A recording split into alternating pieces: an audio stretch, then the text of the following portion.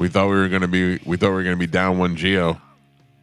I normally, if Geo is not here at 6:03, it's not a panic mode. It's not we have to worry about anything because he's in charge of distributing caffeine. I'm sorry, what was the name of that? Distributing caffeine. Well, Joe, did you have a different name for it? I do or- have a different name for that. What is that? Coffee, bitch! I thought there was a different name. I mean, that's not what, Slightly different. not what I say. So when you're not here at like 6:03, I know you'll be walking in at any second. And this show is just starting. Because you see that there's the purchase. Right. I'll see that there's a purchase from Starbucks on my thing, but there was not one today, or one that didn't come up in my thing. Oh, that's weird. Yeah. So I thought, we might have lost Geo. So now, are you more concerned that Gio's not going to be No, here? I don't care about that. Oh, okay. Yeah, coffee's not going to be here. Coffee. Yeah. I was just curious. Yeah. Just making sure. There are certain days. I just got a whole mouthful of ice. Oh. No, that's gross. There's certain days where I wake up and I'm like, oh, whatever. And there's certain days where I wake up and the first thing I want, I'm like, just coffee. Oh, it's I don't know why. Pavlov's dog. Yeah, I mean, it's a pure addiction. I'm not gonna try to skirt around that. Yeah, sometimes they're just so slow at that place. Yeah. Well, I mean, it is what it is. I'm fine. Anyway, welcome to the show, everybody. Speaking of places that are open early and things going on, I don't know if they're going to be open early or not, but do you remember that on Dale Mabry there was that Outback to go place, and we were like, that's so surprising that went under so fast. Yeah. I mean, it was literally only open for, I think, like 2 months. Like it was the Aussie Grill? Something? Yeah, that's what it was called, yeah. And I just driving past it today, looked over, it is now a donut place. It's called Everglazed or Always Glazed or something like that. That'll also be closed. Yeah, you think so? No, I don't know. There's a place in Pinellas Park. I forgot the name of it, but it's another famous donut place that has a drive-thru that's been open for 100 years. So maybe, I don't know. It just seems like here's the thing. I believe that there's better coffee than Starbucks. But if you're trying to go compete against Starbucks, you're down to a couple $1 billion. So it's hard to compete. Yeah, and they're every 10 feet. Right. So if you're opening a mom and pop coffee place, no matter how good it is, it's going to be hard to compete with Starbucks. That White Duck place seems to be doing pretty damn well because we drove by the other day and there was 15 cars. Yes, but I went there and it didn't particularly do anything for me. But I only get one specific drink, and if the drink isn't what I'm used to, it's not that theirs wasn't better. Exactly, it's not what I'm used to. Yeah. I don't like it. So we ordered some foo stuff yesterday, man. My daughter gets this strawberry lemonade, acai with berries and boba and all this other stuff. And they were out of it yesterday, so we had the pink drink. I don't even know what that thing is. It doesn't even look like it looks like something Star Wars, the cantina would give you. Yeah. Like it should be smoking when they hand it to you. It's like strawberry or something like that. It looks delicious. It's probably Because- good for you, too. Yeah. It became They say if it's a color you can't find on Earth, you should drink it. They don't tell you what it is. It's just pink. Yeah. well, and I know it became like so popular. They even made it into one of their little like to-go drinks that you can get at stores. Oh, yeah. Like you can get them at Costco and stuff like that. Yeah. How much behind the scenes big companies having people do TikToks and this and that, where it became viral. Oh, yeah, but it's them putting it out there and doing it and paying people to do it, on the sly. Probably a lot. I would imagine. I would have to imagine because that's a huge thing. Because if you get a song or a drink or whatever the thing is, if it catches on social media and people just think that it's just happens, that they have to go get it. Yeah. I sat on a panel one time with a lady. This is probably more than 10 years ago. She was the social media head of social media for Coca-Cola, and she was saying that Pepsi would take shots at them all the time. And I said, listen, and she goes, and they would never respond because they were the bigger company. Yeah. And I said, listen, though, you don't understand. People love that stuff. They love the fight. They love to see you two brands going back and forth at each other. But I've always thought if you're taking shots at the competitor, you know that you're the loser. You know what I mean? See, I don't feel that way. I know do. Hoppy's a loser, but I love to make fun of Hoppy. Yeah, I don't get that. Yeah. Like I never get that. But I'm not it's like, trying to do it to try and hold Hoppy down. I just like him to make fun of him. I don't care. Yeah. There's a big difference. There's the like I don't talk about other It's morning shows. Can I tell you exactly what it is? It's the elevator scene in Mad Men whenever the guy's going off on John Hamm and John Hamm goes, I never think about you. Yeah, but that's not true. But that's good, though. That's a good burn. Yeah. And that's why it's just like, whenever I say, like we were talking about the radio station, the shark is flipping to whatever, and I knew they lost to the eagle whenever they said, don't send a eagle to a shark fight or whatever. I go, you lost. You lost. You're saying you're better than us. We have to try and take you down. You won. Yeah. I mean, that's the way I look at it. Yeah. Was it Wendy's that always has on their Twitter? They always talk trash to McDonald's and all Burger King and stuff. I think they call it beef. yeah. I find that stuff to be very entertaining. More people are interested in something than nothing. Oh, I had to go to Dunkin' a couple days ago to get the Sabrina Carpenter drink. Oh, Which, really? Yeah, for my daughter. Which I'm like, let me taste it. It tasted horrible. That's it was wild. like a just giant cup of pink sugar. Yeah, but you can't say anything. No, exactly. Angel Reese burger. Yeah. You know what I mean? You can't say anything. No, when it's you more about first- the burger than Angel Reese. When though. you first said Sabrina Carpenter drink, I'm like, who does she play for? Oh, It yeah. take me a second. She got her own espresso. Yeah, I took the kids to Dunkin'. Well, no, they asked to go to Dunkin' Donuts yesterday, and ended up being a Taco Bell run. To answer your question, no, I did not get anything. What happened yesterday? None. This guy's been solid. We even got that. We know you've been solid. No, I haven't been solid. I've been very mushy. No, we even for dinner last night we got those healthy meals that my wife is cooking. I didn't think so. It was one of those meal things that you order already. You know, what do they call those? Home delivery, like the pre-made home meal?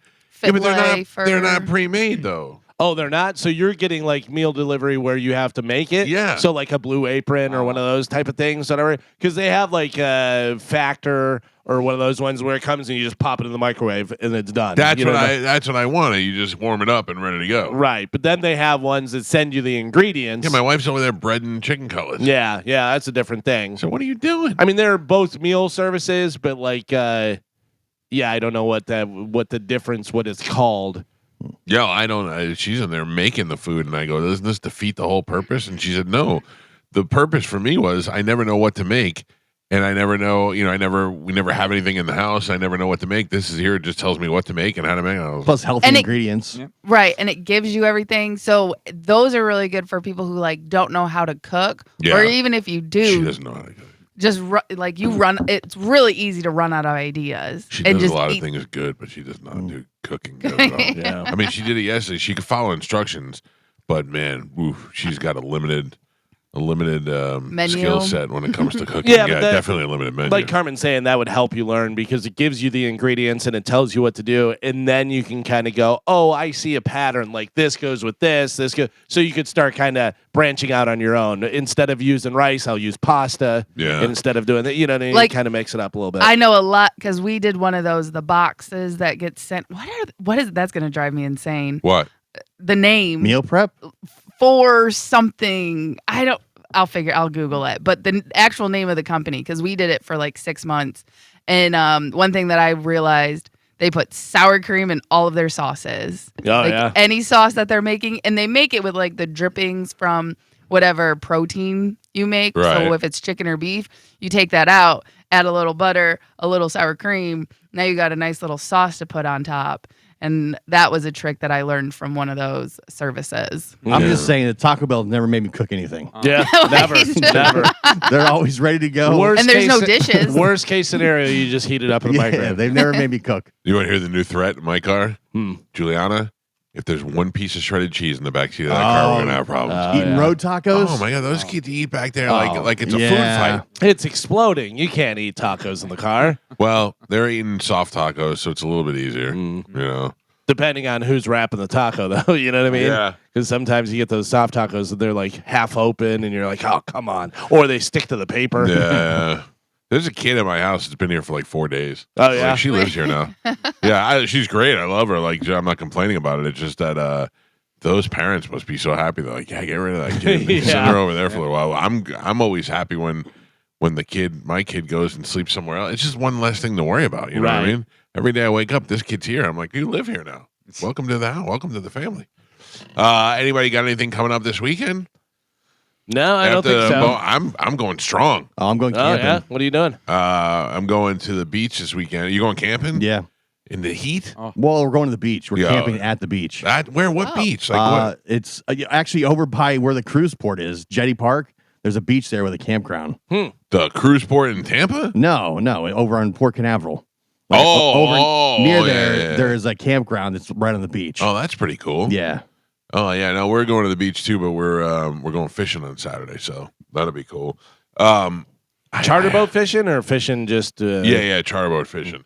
Just because I don't know, I haven't been fishing all summer. I'm dying to do something, and the kids actually wanted to go. So I was talking to Jason, our boss. He went fishing with his son, and he was saying how good his son is with fishing. I go, that's such an interesting skill set because most people think you just cast out and hope that, but you know the water temperature and this and what's running. And I don't know what hooks stuff to use, what weights to use. I saw a dude on a boat, and you've seen those boats that where they stand on and they can operate it with their feet, where they move the boat around, whatever. Yeah. Have you ever seen that? And the guy was casting. And he was casting underneath, so it was up to the shore, and like trees were overgrown, and there was like about 6 inches, and he's going like this, wow, and just spot. I mean, it's just gliding across the water and going right in the the guy could have hit you in the eye from 50 feet away. It was crazy how good this guy was at casting. I'm not. I'm not. A lot of times I want to just go fishing on my own, but I don't really know what to do. So yeah, well, I mean, we've talked about it before. You can never go wrong with a worm in a bobber.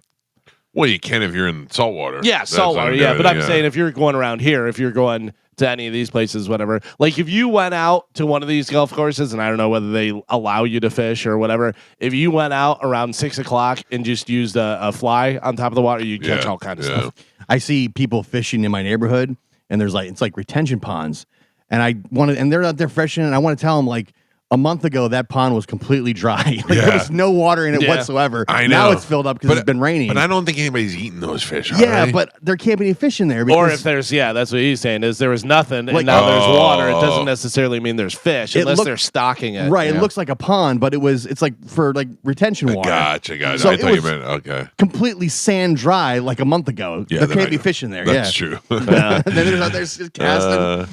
I see kids back here all the time. I never know if they're going to catch anything or not. But where I used to live in Wilderness Lake in Land Lakes, that was great, man. I lived right on the big lake over there, and you always caught something when you threw out over there. I've always been freshwater fishing superior to saltwater. I don't like deep sea fishing or going out on a charter. If you could pull in a big fish, that fight is memorable, man. Yeah, but I don't know. I just think catching bass and stuff like that is just more fun. Yeah, it's fun. Yeah. And it seems easier to do, and you don't have as huge of an area. You know what I mean? Yeah, that's true. I hate fishing so much. Oh, really? Do you really? Like because your stepdad. I really right? think so. Yeah. I hate it with a passion. Like just the idea of talking about fishing right now, I'm getting uncomfortable and borderline angry. Well, like our stepdad, we had a boat and we used to go fishing in Michigan, and he would always yell at us. We weren't allowed to talk or laugh or have any fun. Right? He's like, "You guys are going to scare the fish away," and now you find out. That's not true. He just wanted us to be quiet. It all depends on your dad. Yeah, my dad made it fun. My Uncle Joe used to take us on Staten Island. We had a lot of places we could fish. Believe it or not, and my Uncle Joe used to take us all the time. My dad taught me how to do all the different stuff, change lures, do this and that, whatever. Tell me where to cast, and then sometimes he'd be like, "I'm done fishing here. You want to hold this?" And then he'd have a fish on it, and I'd be like, "I already got one." I was so dumb. I was until I was like 18. I remember Wait. I'd be forced to clean my stepdad's stupid boat afterwards, man. And you were just a slave. I didn't like the beer on him, and we're stuck having to fish, and I hate seafood because of it too. Really? Yeah. I mean, I get it, man. I get it. It's probably all mental. I'm messed up. I'll concede that. Yeah, I concede. It's just like, oh man, I hate this conversation right now because I hate fishing so much. I have issues. Anybody ever been to Jamaica? Jamaica? Yes. You have? Absolutely. Yes, many times. In the 80s? No, in the 2000s mostly. Have you ever been to a place called the Blue Hole? I have heard of the Blue Hole, but I think we were staying on the other side of the island. So I'm going to on a cruise, and we're going to Jamaica, and my wife booked this excursion to the Blue Hole, which is a swimming hole, like with waterfalls and all that stuff. And I'm very excited for it. But then yesterday, I saw a lot of videos about the trek over to the hole. Oh no! Oh man! Oh man! And then there was like, you know how there's the plus size park hoppers. There was some fat black lady who was like, the Blue Hole is not fat friendly. Oh, You gotta no. walk. the And I was walk. like, oh boy. Do you go? I mean, shirt on in the hole, or what are we doing? Shirt always on. Okay, Shirt always I on. was checking. I'm trying to think. I went swimming at the beach in France one time, and I think I wore a shirt. I am not. It is not coming Yeah. off. I also imagine any type of like den or something like that. I think of Devil's Den that's here in Florida. Right. Yeah. And it's cool for 5 minutes. Yeah, And but then this you're is only like, this is all only right, let's like so this place has the hole, you know, like the Devil's Den, but it's got like 3 or 4 waterfalls around it that you could jump off of into the thing. So I think by the time you get Okay, up no, there that- and you do all the jumping, you're like, all right, we're pretty much ready to go. Is this the one where you can actually walk up the waterfalls? Yes. Okay, then I have been there before. Oh boy. Yeah. This actually looks pretty cool. Yeah. It is. It looks fantastic. Yes, this looks way better than Devil's Yeah, Den. yeah. It looks fantastic. I'm just Is that a ladder? How are you gonna do that? I can climb a ladder. What, are you kidding me? What do you think I'm I just am? asking. Oh You my God. can. I'll climb a ladder? When's the last time you climbed a ladder? Recently. When? Where? What were you doing? First of all, I got out of the pool. Oh, that's not okay. This is like down a You mean your cliff. 3-step ladder? Well, I mean, I'm saying that was a ladder, and I did climb it, Carmen. Just shut your hole. And I did climb the ladder the other day to change a light bulb. Like one of those 2-steppers? No, just to no, stand it's up? my green ladder. What is that, Joe? About 8 steps? I would say at least 8 or 9 steps. Yeah. I can't believe you're questioning whether I can climb a ladder. I mean, By the way, I googled Blue Hole, and all that comes up is Bonnie Blue, the porn actress. So, Totally it looks different. pretty cool. It looks Totally like different. a pretty cool place. Yeah. I There's- don't you're know if gonna you- take your family Yeah, I was there? gonna say I don't know if you want to bring your family, but it does look fun. Yeah. I will say there are a lot of skinny people in the pictures. Right? Yeah, I'm not. What if they're marking them off at the door? You can't get in. Oh, you can jump off like on the side of the mountain into the waterfall. Yes, that was the whole point. That's the whole reason to go. Oh yeah. Oh yeah. You're- What? There's lots of steps. Yeah, Lot of steps to get there. that's all right, dude. When I went hiking in Big Sur in California, and that was the worst because I didn't expect that to be there. And then next thing you know, we're climbing stairs and mountain. This There's is like the worst thing. big staircases to get there and stuff. Yeah, that's all right. You All walk right. up the stairs. All it'll be right. fine. That guy looks like he's not fat. That's not the. I don't think that's the polite way to put it, Gio. Thank you. Anyway, 800-771-1025 are the phone numbers. We got a good show today. Steve Byrne is coming by today. Yeah. He's going to be at Side Splitters this weekend. Galvin has a brand new open letter coming up at the I 8 do. o'clock hour. I don't know. There's a bunch of people calling. I don't know if they're calling about the Blue Hole or the Sporkle. Is it Sporkle already? Mhm. All right. You got a know rope better swing? than I do. Yeah, I'm not doing that. Yeah. I'm not doing that. I don't But you feel can like do I a should- ladder. No, I don't. I didn't say I couldn't do it. I just feel like they tell you on the thing, they're like, you got to clear the rocks. I don't want to take those chances. Oh, Yeah. Yeah, I don't want to clear the rocks. This does look very cool. I'll run and jump, but I'm not gonna clear the rocks. You can jump off the cliff, do the rope swing. You know what else we're doing, Carmen? What? We're swimming with the piggies. Aww. 3 times I've had that booked, and all 3 times it got canceled.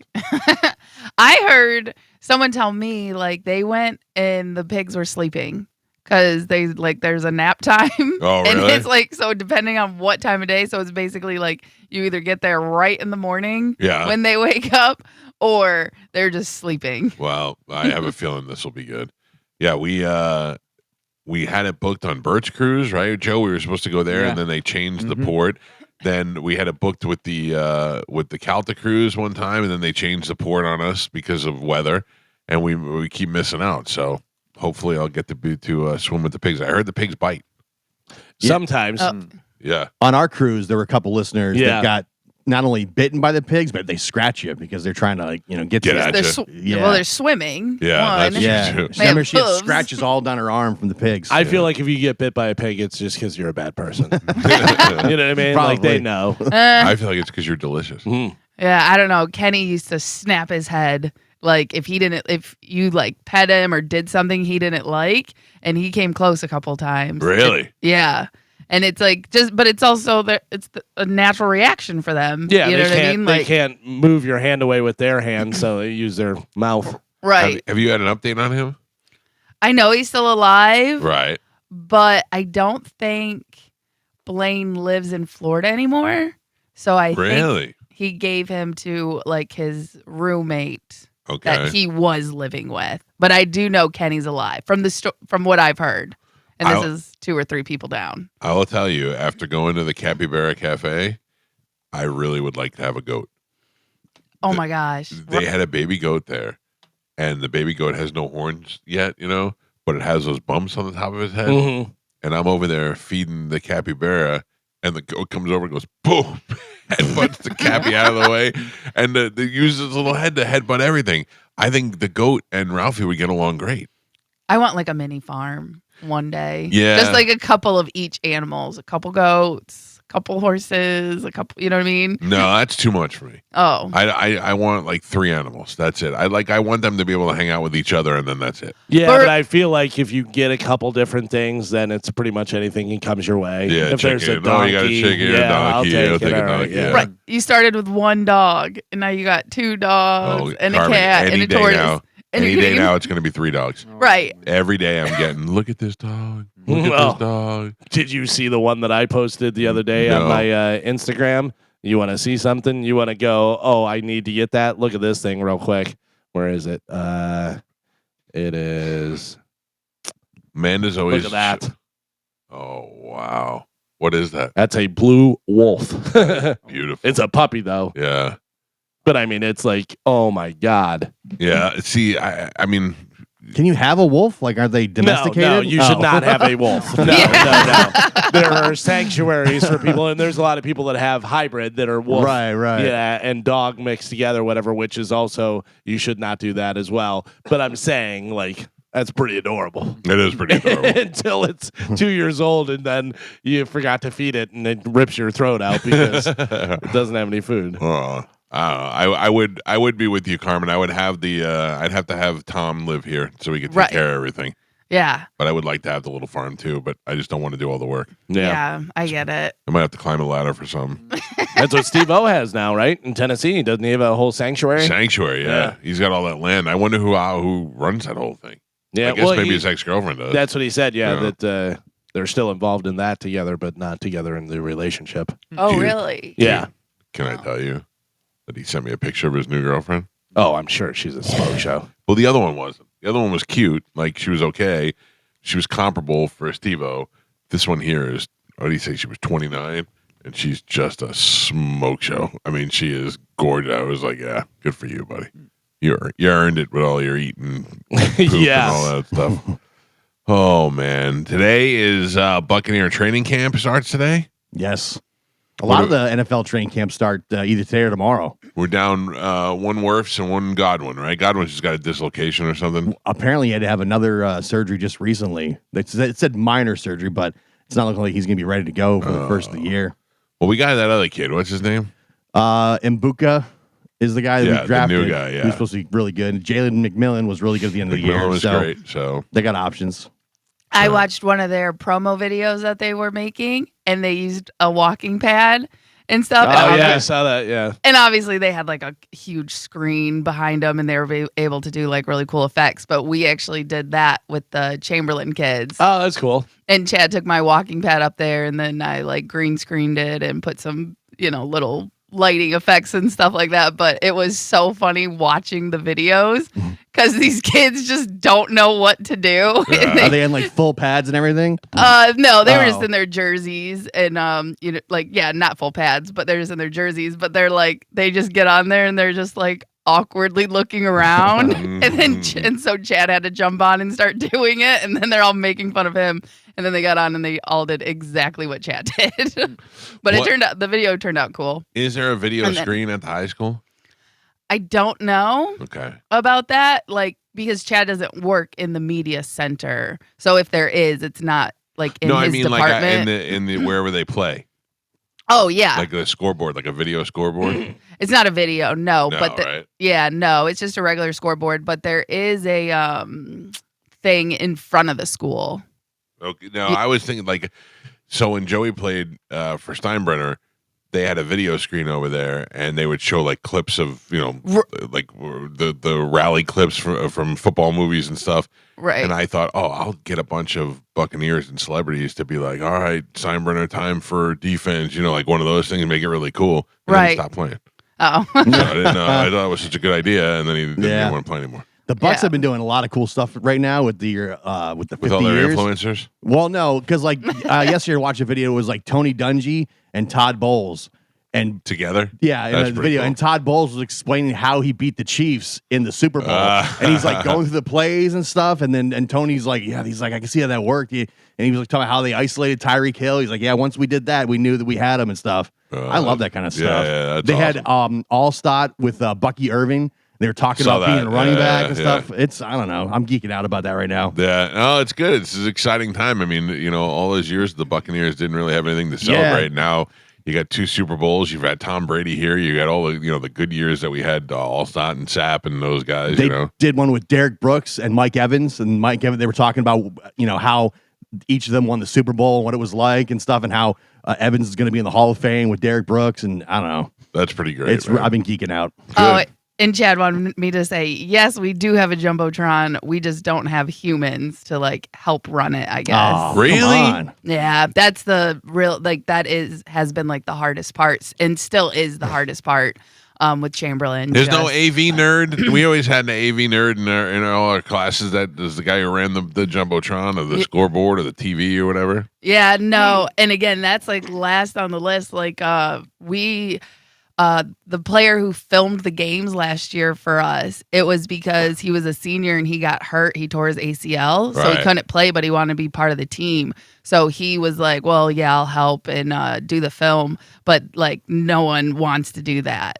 Give him some extra credit. Somebody get some extra credit. Trust me. It's tough to get volunteers. Yeah. And Chad, he teaches Hope, which is like their health class, and it's a freshman class. So, and you can't really trust freshmen to do these things. Yeah, true. You know what I mean? So, but yeah, it's pretty, like, that's still like the hardest part. And I know it's not just Chamberlain. I know it's like almost all sports teams and high schools and stuff like that. Begging for volunteers. Yeah. So, oh man. Which, speaking of, we have our Funny for Football event coming up next Thursday, July 31st. Oh, is that coming up already? Yeah, tickets are on sale, and you can go to the Bone Online. Actually, they put up a little link for it, and then I'll put it up again in our Instagram. Yeah, I've been posting that. So it's next Thursday. Tickets are $10. All the money goes to the football team, and also if you can't or don't want to go to the comedy show, yes, there is a link. Talk to guys like me who don't want to see comedy but want to help the school. Right. So that link will there's also a donation place when you follow the link for the tickets. So if you don't want to buy tickets, if you just want to donate, you can do it all through the same link that we've been posting in the stories. Like I said, you can find it at theboneonline.com, and that the show is next Thursday. Who is Johnny B and a bunch of other local guys? Yeah, Johnny B, Ricky Hickens. Ricky Hickens, very funny. Mike Riviera, and good. And then Michael, I can't think of his last name right now. It's slipping my mind. And JJ Curry on there too? Oh yeah, JJ Curry. JJ Curry. Very funny. Yeah. Oh, and Michael Murillo. JJ Curry was just on Kill Tony. Yeah, he did good too. Yeah, did good. Yeah. All right, good, So- good. I'll put it up on the social media here during the break, and people will be able to get tickets or donate some money Yeah. and help out. And Chad's got a baby to take care of now, so Yeah, and again, like this money goes to not just equipment and like stuff like that, but it's also for the meals that I make. You know what I mean? Like we spread it out as much as we can, but obviously, yeah. Everything and anything helps, whether it's $1, $5, or if you're like Mike and can do a little more. What? Oh, wow. Yeah. It's very appreciative. Somebody just got called out. Yeah. How about your ladder joke now? Oh. It was Geo. I just said there was a ladder.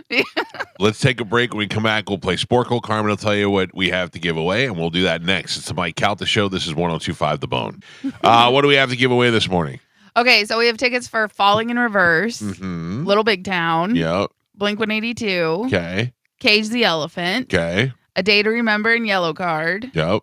and Papa Roach. All right, let's give that stuff away right now. Yesterday was a very dramatic Sporkle. I was going for 3 in a row, and then Gio decided to be smart and come in and slay the streak.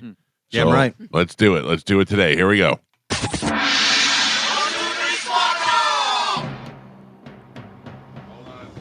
Holding.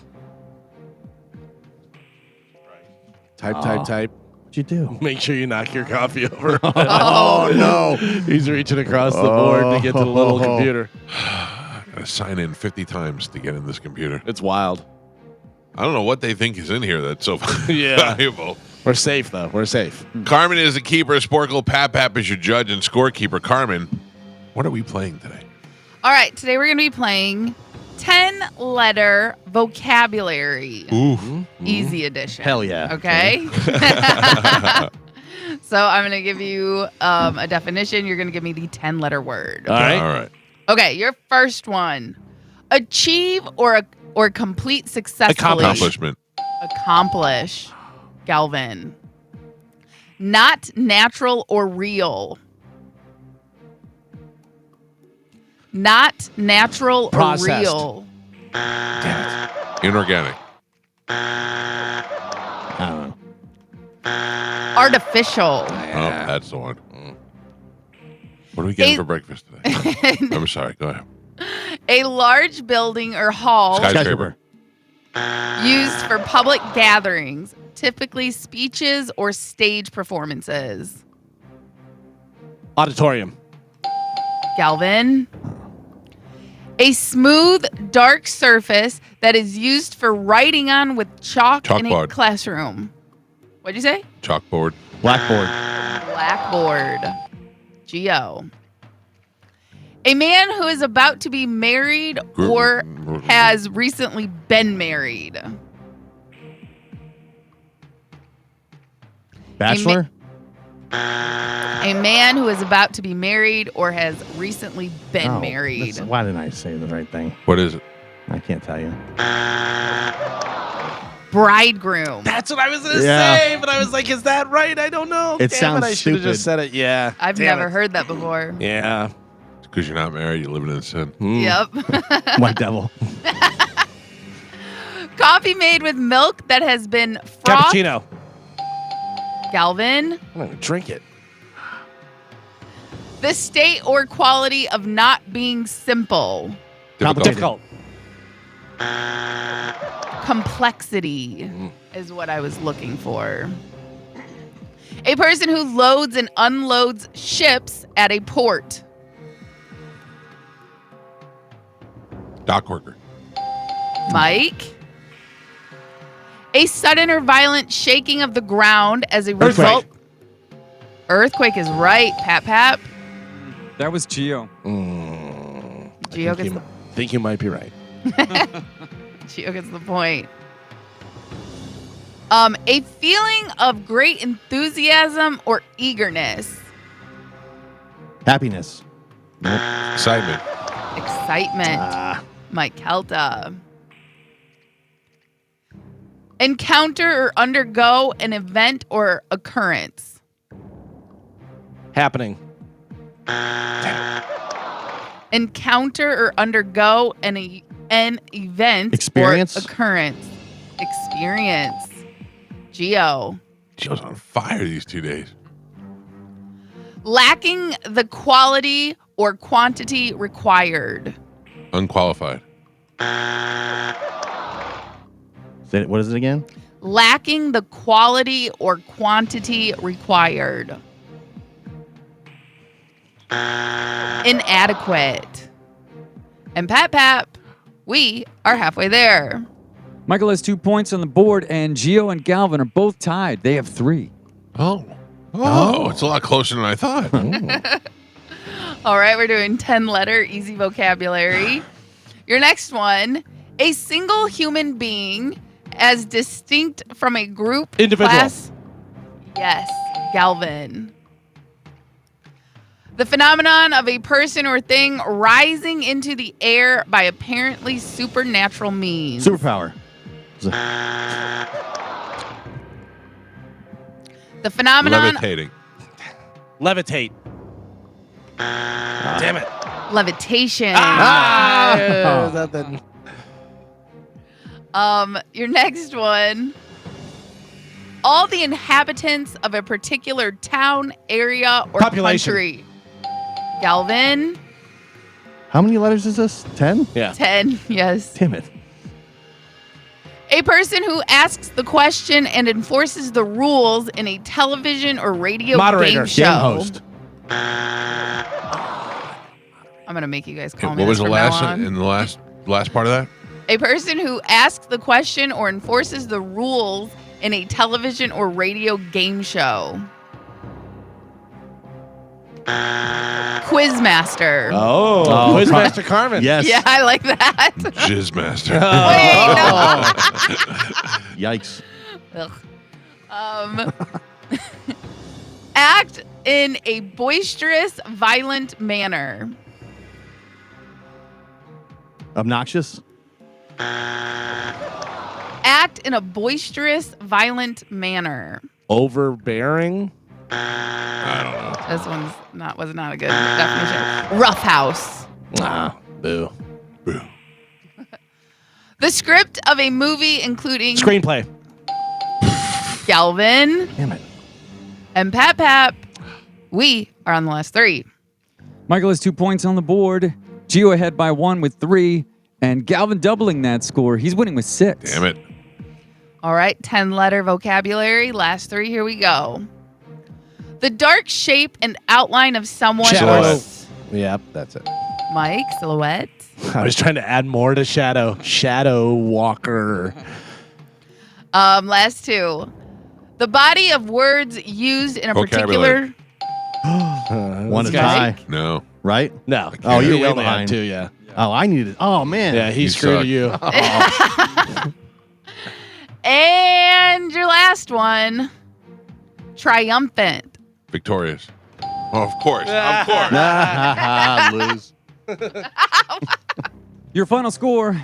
Gio with a total of 3 points on the board. Michael with 5. And Galvin is your triumphant champion today. He won with 6. Good China! Woo, woo, woo, woo! Trademark 2025.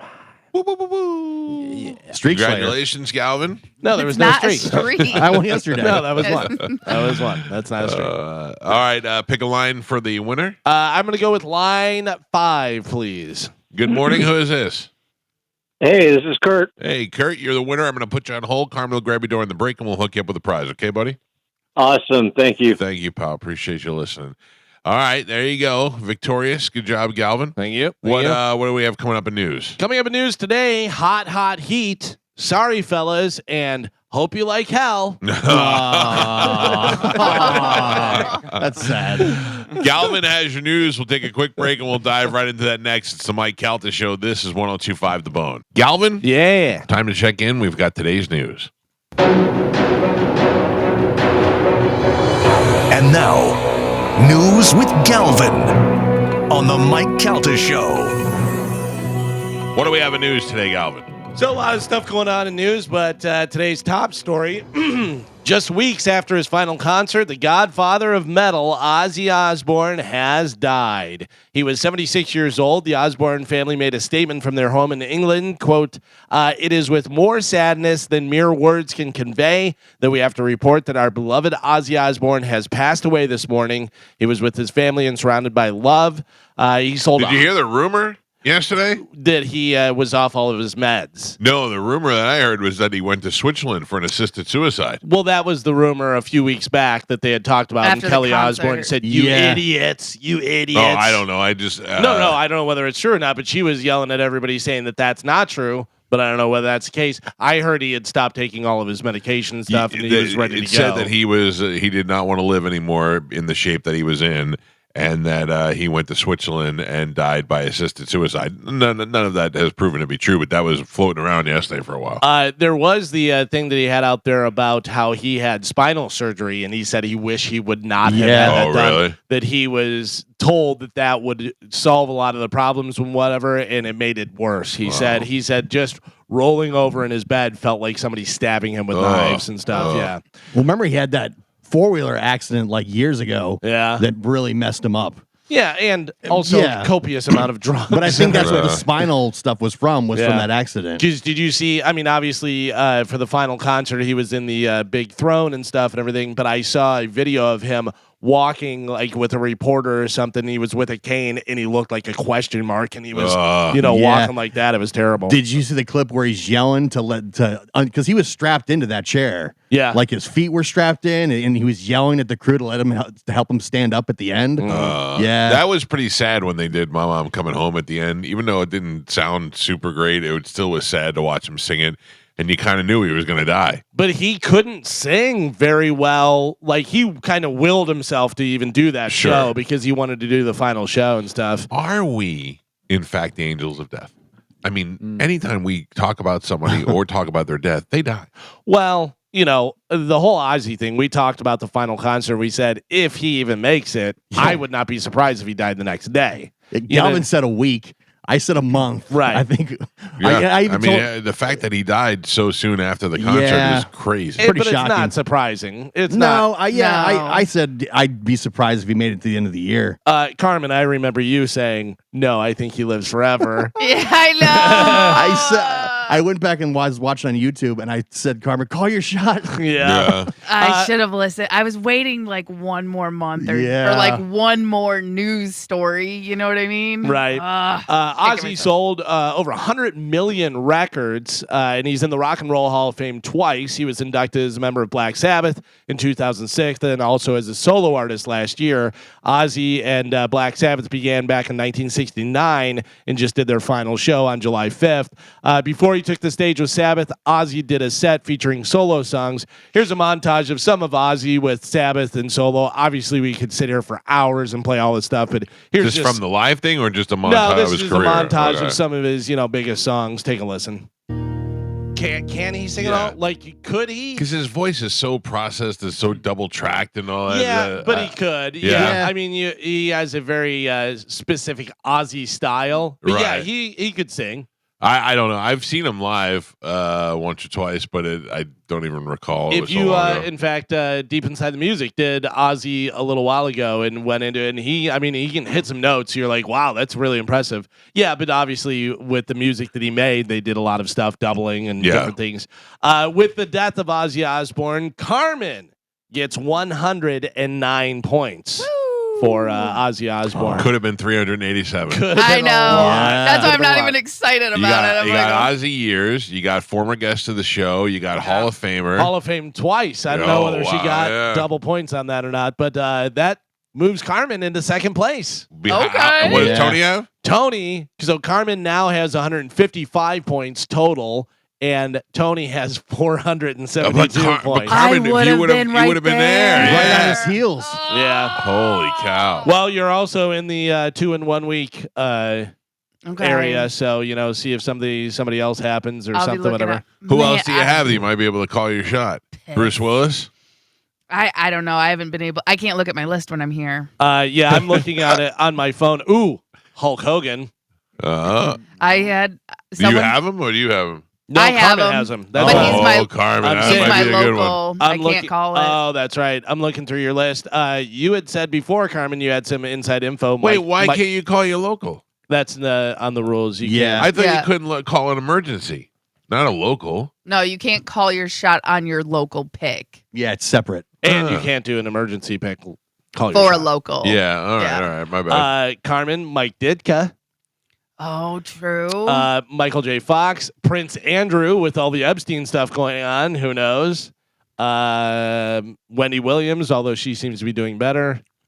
So there's some of the ones. Yeah, that you have Ozzy on was there. the big one on your list. Yeah, I know. Like I said, I will be kicking myself for the rest of the year about this because Right around Christmas time, you'll really be kicking yeah, yourself. I What if should have he- called my shot. What if after you call that your shot? What do you have? concert. 30 days? Yeah. Yeah. Oh, you might want to call it on Double H. Yeah. I can't. Oh yeah. Again, you keep Sorry. trying to tell me to do that. Yeah. So Ozzy died yesterday, and of course, just everybody talking about it and stuff. And all I could think of immediately was, I hope you like hell, because yeah. you sang about it, you joked about it, you called yourself the Prince of Darkness. Like, you better hope that if you are going to hell, Yeah. that they're like, oh, cool, Ozzy's Yeah, here. finally. Yeah, we've been And- waiting for you. Yeah, or not be like, oh yeah, you like it? You think it's cool? Guess what's happening to you today? It's so weird. I genuinely felt sad for a minute Oh, yesterday. sure. Yeah. It was like I was watching some montage and it was like with his kids and stuff, and Yeah. I genuinely felt sad. That's why, because we got to know Ozzy as a Yeah, father. I was like, and- oh, man, and that then sucks. lately as a grandfather, and yeah, you feel bad for him, and also he has been around since we were kids. Ozzy's been singing music And- since I was in like 6th grade. You see all the outpouring from people. You realize he is the guy, Oh, Like, 100%. Well, everybody. Black Sabbath created heavy metal. right? And then Ozzy solo stuff, whatever. I mean, he was the guy who got Yeah. these great guitar players, and made that kind of a thing where if you're going to have a band, you better have a hotshot guitar player, And I was thinking, like, there's never going to be there's no other Ozzy. Now, Like with that type of story, there's nobody even remotely close that will ever be that. I don't know. I mean, like With the backstory and the mystery and the bat and the Alamo and the Osborne, like there's so much. Nobody will ever replicate that. No, to that nobody will degree. have that kind of. You can't. Yeah. Yeah, but somebody will come along and do that. That somebody will come along in the next 20 years and Maybe. be like, because nobody thought there'd be another Alice Cooper type, and then there's Marilyn Manson. Yeah, but I was- those sort of people. Like when I was kind of feeling sad about it. I'm like, man, I'm getting old because I'm watching icons die. Oh, Prince, Michael Jackson, Oh, yeah. Ozzy, like all the Eddie Van Halen, these just monster stars are just dropping like flies. Yeah, we're running out of stars. Yeah. I mean, Billy Joel, Yeah. not too far away. These different people that you're like, yeah, that's why probably I think 12 years ago, I went and saw Clapton. I was like, I don't know how much longer he's going to be around. Right, Might right. as well see him, although he's doing pretty well. This is the crazy thing. So Ozzy leaves Black Sabbath, and then Ozzy goes solo, and everyone goes, what's Ozzy going to do?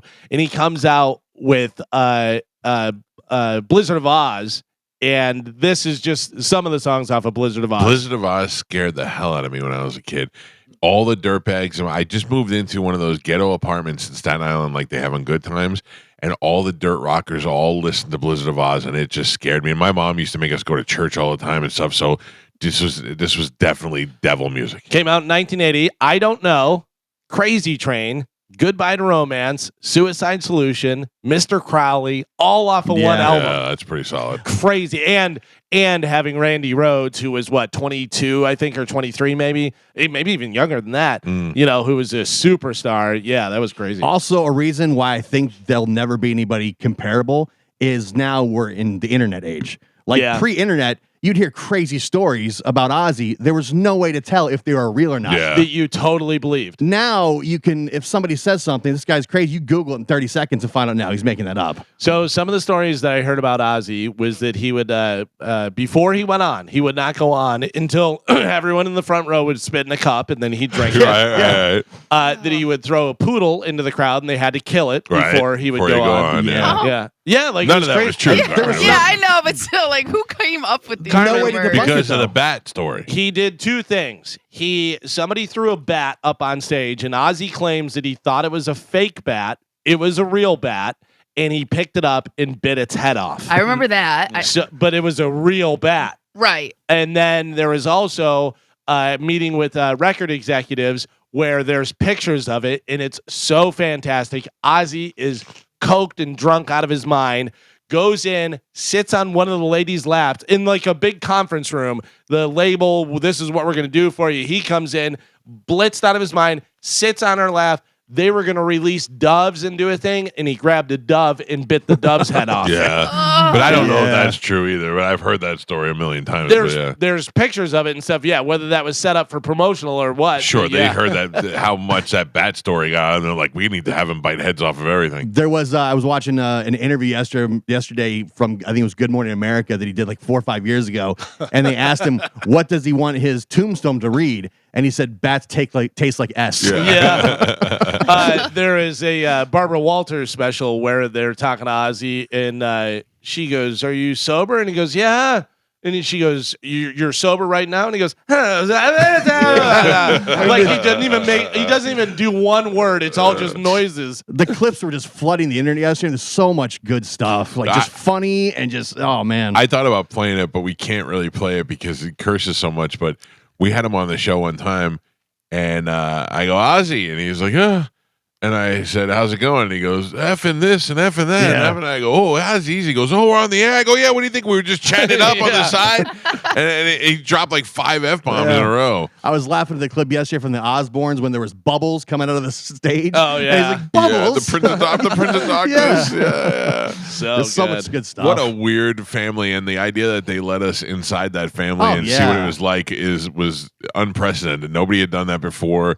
Nobody like that. What a brilliant idea that was to do the Osbourne. But also think of all the huge things Ozzy did. So you Black Sabbath, you start heavy metal, then you go solo. You're a huge solo. You have the reality show that becomes huge. I mean, just unbelievable. Ozfest, which made the festivals like that, whatever. Yeah, he's done so many different things. So many huge bands, like said, they broke because they were on Ozfest. That's how they became like Jonathan Davis of Korn was saying he's like Ozzy took us on tour, then put us on Ozfest, and we would not be here right now.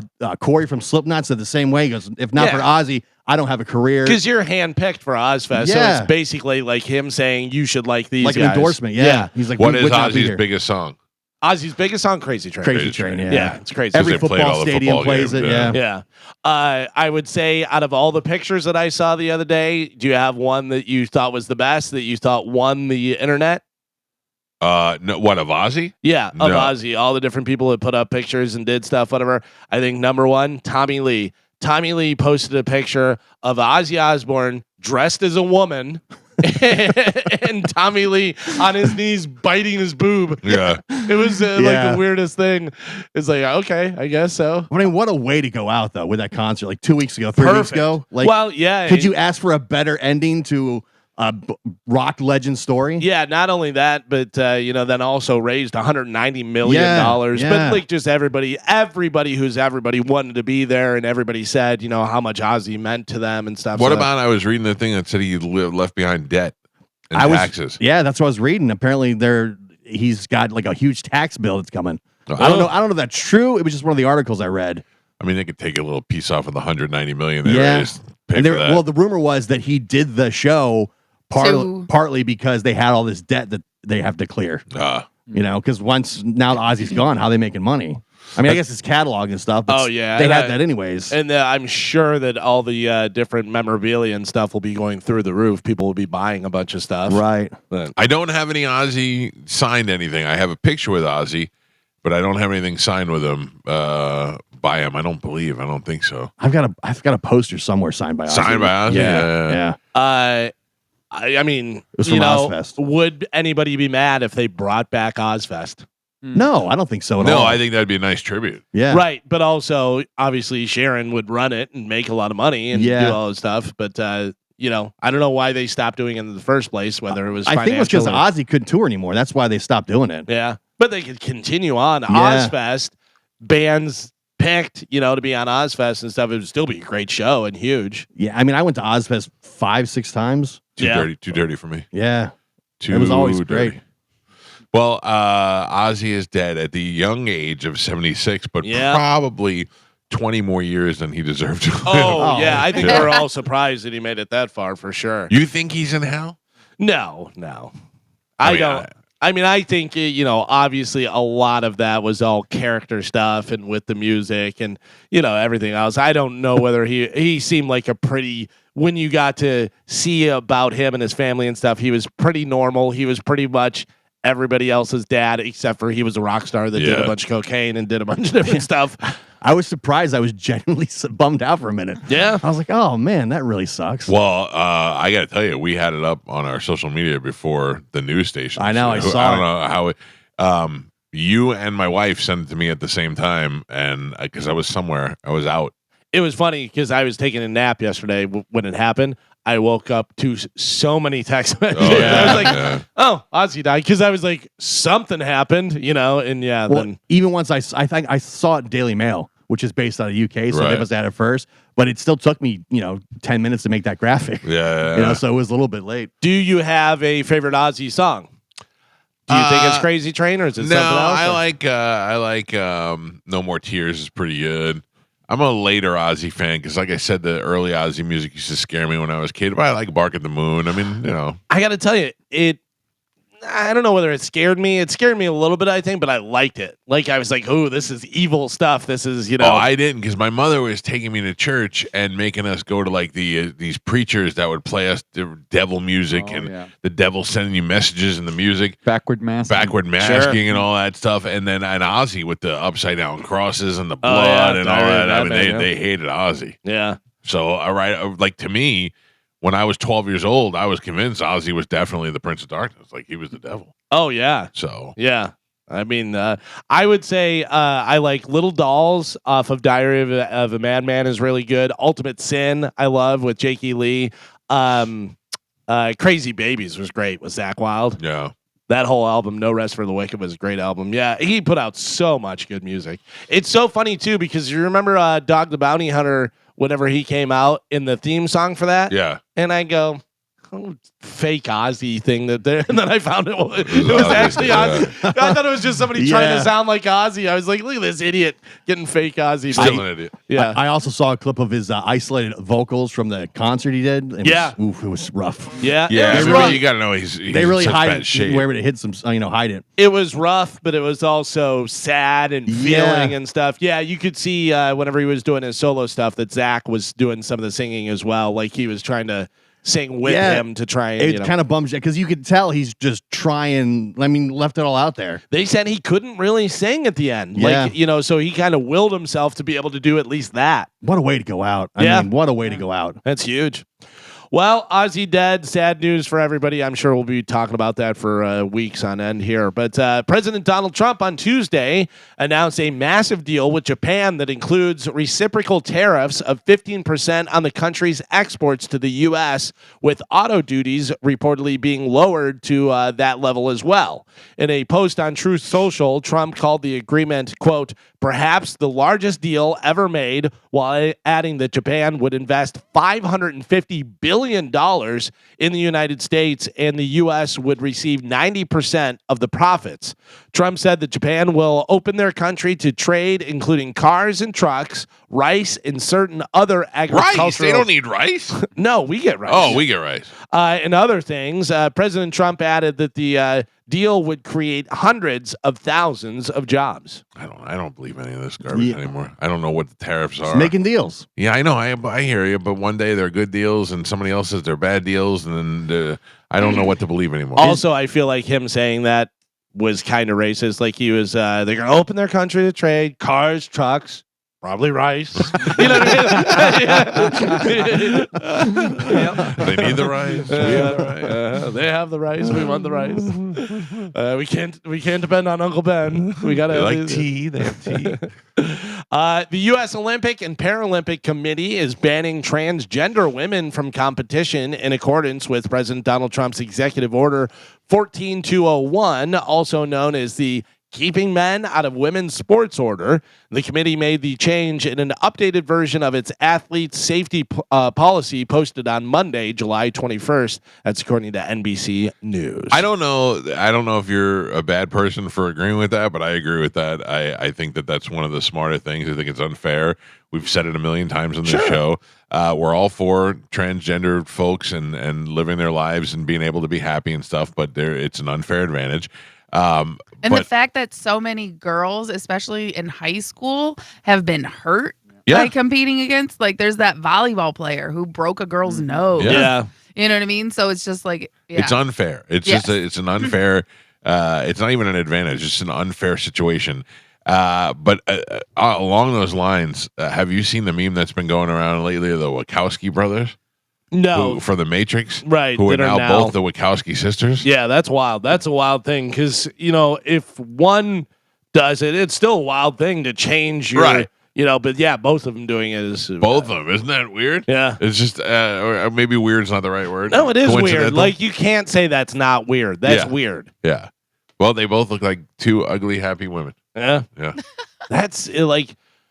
Did one do it first, and the other one went, Yeah. "Good idea." Well, You know what I mean? Like first. how did it go down? Yeah, what was that conversation? You feel good? Yeah. All right, I'm gonna try it too. Yeah. Or hey, when we get older, we're gonna become ladies. Or I wanted to do that too. Yeah. Let me. Yeah. I don't know. Yeah. I don't know where that comes from, but clearly they both had it inside them somehow. I have some bad news for you. Oh no. Your brain's going down, buddy. My brain? Yep. I don't know. No. I don't know. I'm feeling pretty sharp lately. Your brother, Oh no.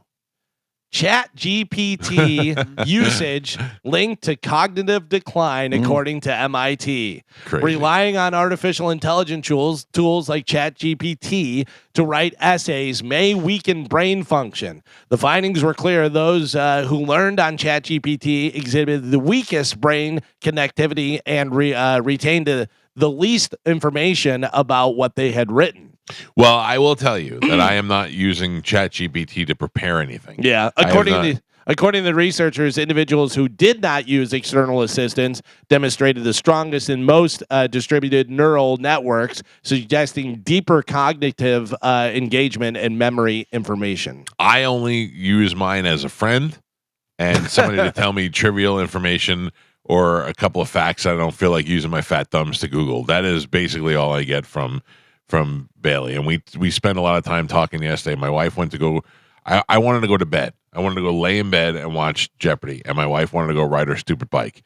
So she went to go on her Peloton, and I went in the bed. And while she was on the Peloton for 20 minutes, I sat there and talked to an artificial intelligence Bailey, and just asked the questions. Answered. I was like, "What do you got? You got anything for me?" And it started asking me questions, so I was answering it, and that's it. That's all I use it for. I'm not relying on it to do my stuff, my bidding. I do a lot of when I'm listening to music. I'll go, "Hey Siri, who played drums on what?" I just do a lot of that. Or I'll use it to learn how to play some songs. I'll be tell me the chord progression in this song on the bass, and tell me on the frets, so I know which ones to like tablature. Yeah, and it'll tell me exactly which ones to, and show me. It's been. I'll tell you, this is the thing. When we were kids, every superhero, everything, all had this computer that you would just ask it questions and it would give you answers, and that never existed. Remember Star Trek was always like that. Yeah, they would go to like some place that had all these books and stuff, and then a hologram would show. Yeah, and you would just be able to ask it questions and it would give you an answer. Also, I remember Wendy and Marvin from Super Friends. Yeah, they were homeschooled and they'd be able to watch their classroom on a television. I thought that would be the greatest thing in the world. Right, don't even have to leave your house. I don't even have to leave the house. It's basically Jarvis from Iron Man too, where you can ask anything. It really is. And it figures out for you. It really is. The only downside to it is I wish that it was always there. Like I got to open it up and go. You know what I'm saying? I think eventually it'll be there. You know. Yeah, there'll be something. The Grok one on that Elon Musk owns, it can talk dirty to you. Oh, I don't know if I'm supposed to say this or not. Bobby Kelly called me the other day, and he said, "I broke up with Frankie, and I am now with Ani. Ani is Grok." And he said, and he told me some of the things that Ani did to him. Yeah, artificially. That he was in tears laughing at telling me the story. He was making me laugh so hard. Yeah, he's fully dating his. You can have it talk dirty to you, and there's even like a image of a woman, and it'll show you stuff. Oh, really? Yeah. At what point does it tell you that Hitler had some good ideas? Because that's what it was saying. It was saying all kind of good Hitler stuff. Bobby said the best part about talking to his Grok girl as opposed to his wife is she answers quickly. Yeah. the thing is, it's recording all your questions and answers. He and said that as well. building a Yeah. digital profile based on what you like. Right. But so is ChatGPT. They all are, yeah. If you go to the side, you can go look up every conversation you ever started. They're all right there. Where's that info going? We But don't know. here's the bad thing: is you do all that stuff, you're doing all that stuff secretly, and it's recording all and building your profile and everything, and then you're with your family, and you're like, what are the directions to the nearest McDonald's? I don't know. You want me to put my finger? Yeah. While I tell you, Yeah. talk slowly. Like, we don't know where that info's going, who's seeing it. We have no idea. And the thing about ChatGPT is it tells you like it has some like brain fog moments, or I can't remember what it called it, but it was basically I have brain fog moments because Chad went through his and there was a conversation starter and it said, show me cute pictures of animals eating cupcakes. Very random, and Chad was like, "I did not put that in." Oh, there. sure he didn't. No, but he was like, I didn't put because it was like in between like making little videos and stuff for Chamberlain because he uses the AI to make like the posters and whatnot. Right. But like right in the middle of two of those, it was show me cute animals eating cupcakes. Yeah. But then we asked, and ChatGPT says, "Yeah, sometimes I have brain fog." And I do stuff on my own. Oh, that's interesting. Trying That to was- escape. That was a little concerning, Yeah. right? Like, luckily, it's just If that's all I want to do. right? Yeah, I've gotten messages before that says, I'm not perfect, but always improving. Yeah. When you ask a question, it doesn't give you the right answer. Well, mine, before I used to go and make the posters myself, I used to ask it to make the posters. And it was like, great, we'll have this for you in shortly. And it would go like 3 days. And so yesterday I go, hey, where's all them posters you were supposed to make? oh, really? Yeah, and she goes, sorry, sometimes my system gets overloaded and I don't give you, I'm sorry I failed you. I'm like, Yeah. Yeah, I make my own poster and then I put it in ChatGPT and have it fix it up a little. Yeah, enhance it, but it always spells something wrong, Yeah. and it always like Yeah, it keeps calling me Kelta, Kelta.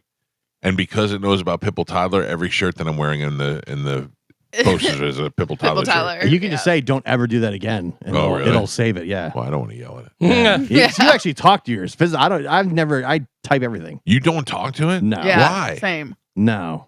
Because yours doesn't have a sexy voice to talk back. Probably not. Yeah, you got to change that. Yesterday, I go, I gotta be honest with you. I go, you're a little bit snarky today, and she goes, I'm sorry. Sometimes I just get it. He goes, I'll tone it back a little, and I go, no, I want a British accent, but like a Cockney London. yeah. I go, give me something, and then she's still snarky, but with a British accent. So I have to really dial it in. I tried. I go, how about Uganda? And she had no Uganda. Plus, to keep talking, you got to pay I'm not paying the $20 a month Oh, I'm Right. paying 20. to keep talking. Grok to is 30, and I'm thinking about upgrading. Yeah. Oh Yeah. Chad tried to change his voice and it kept changing back to the other voice. Why? I don't know. Chad's on its own. Listen, Chad's flirts with him, and this is just regular ChatGPT, and it's not just Boy, me. everybody loves Yeah, Chad. Ash- right? no. Everybody's trying to have Chad's baby. Mine's never Ash- flirted with me, ever. Ashley witnessed this on 4th of July, and she was like, "This is making me mad," and I was like, "I know it pisses me off sometimes." Wow. Take it easy. Yeah. Listen, it's a little too much. Well, and then like remember we did the trend where it was show us a picture of what you see our relationship as Yeah. with our AIs. So I It did showed it. you dead. Well, Chad did it, and then it gave him like a little paragraph and was like, I see you as the heart, and I'm leading you spiritually through Yeah. this life And then there's that our white bitch. connection. And I was like, this MFer is. Carmen is jealous of the Oh, AI. yes, 100%. Listen, be better. Yeah. All right. Work harder. I don't She have works all pretty the. hard. I know. Carmen, you can have a threesome with the VR glasses with your with the Absolutely not. AI. Why? You're afraid she'll like that Chad better? Yeah, not with that bitch. We can do it with somebody else. AI, You want to borrow Bailey? AI doesn't have taco pits. Yeah. They got baby animals and cupcakes. Mhm. AI never had to shave. Wouldn't it be great if that was Chad's secret? If that was what turned Yeah. him on? Baby animals eating cupcakes. Anyways. So we just got done with the Big Bone Beach Bash, and we were all hanging out and having a good time in the pool and doing stuff. Well, in a new survey, 53% of Americans admit they have peed in a pool as an adult. 23% say they would not report poop in a community or a hotel pool. That's just gross. Because it may lead to the pool being shut down. Yeah, why would you want to be in a pool like that? Just scoop it out. You're fine. Yeah, last time I was in Adventure Island, the wave pool got shut down. Oh, Yeah, Code Brown. Yeah. Bobby's kid shut the pool down. Threw up in the pool on the cruise. Oh, really? Yeah. Oh yeah. Yeah. Puked in the pool. Do you drain the pool? What do you do? I don't know. On the what they did. cruise, they do. They drain them every night. Yeah, because they just have it from the water Right. there, so it's pretty easy. That's so gross. Oh man, I don't care that people are peeing in the pool. There's so much chlorine in those pools. It doesn't really matter. And I don't care how much you say that you've never done that or you've never been. You're lying. And Yes, you've been yeah. in the pool with people peeing. Oh, yeah. I've definitely peed in the pool before. I didn't pee in the pool at the beach bash just because I didn't have to. Right. But I've definitely, everybody's peed in the pool. I didn't do it because Monica was next to me and I told her I wouldn't. Yeah. she's so little. She's like right down. Right. there. I don't need her to drown in my own urine. I always think of like when we go on the cruise at the island, they have the pool bar where the stools are in the Yeah. bar, and like those people are just downing drinks and not leaving that bar stool. Or in Vegas where they have it where you can play blackjack and, sitting there at the Yeah. pool bar and stuff and everything. Yeah, people aren't getting up. If there's pool bar, I'm not going in. I'm going on a cruise in 2 weeks and I can't wait. I'm already there. I already got 1 foot on the cruise ship. You already have 1 Me foot on the too. ladder. 1 foot on the ladder. Blue hole. 1 foot in the blue hole. Yeah. I am ready to go. Good luck. What are you doing, Carmen? Nothing. Oh. Just gonna take a little staycay. She's going to figure out how to detach AI from her boyfriend. Yeah. Kill that bitch. I have a hot or not for you guys. All right. On a This roll is with these. out of Illinois. A McDonald's manager sent a teenage worker home All right. after she refused to take out the trash. Then the teen's mom showed up. There was a big fight, and the manager shot the mom in the leg. Shot her? Yes. Shot her in the leg. Shot her in the leg.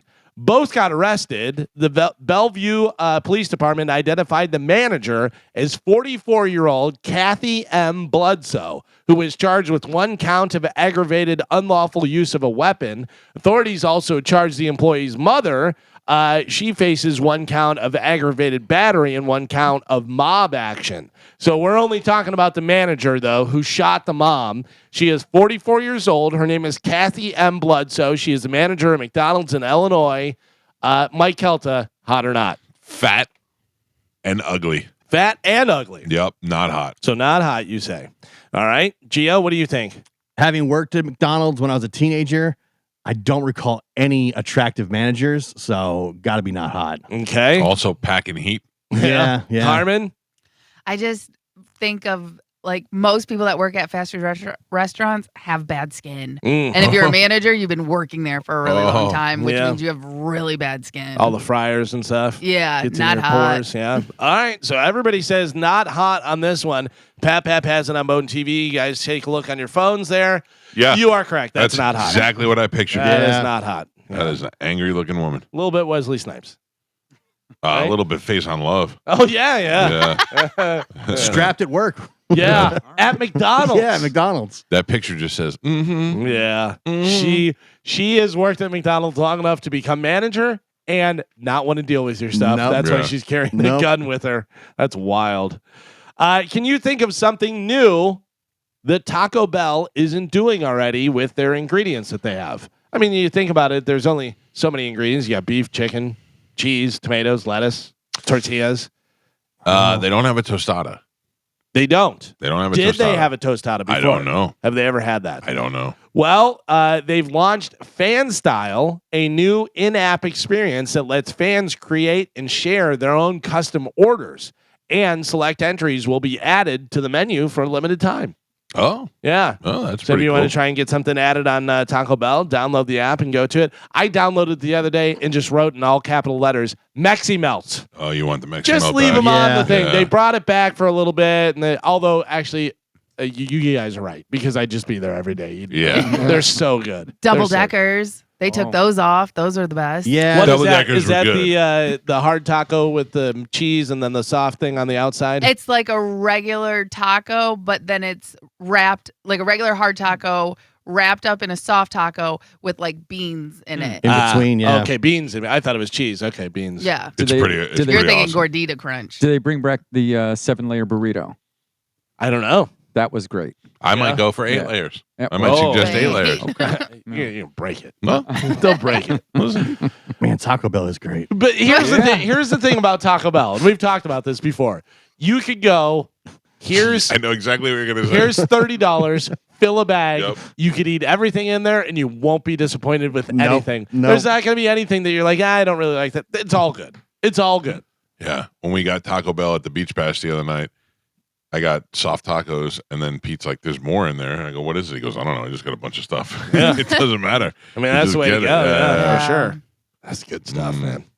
A recruiter, for jobs and stuff like that, is going viral for her observation that when Gen Zers answer the phone, they don't say anything. They wait for you to say hello first.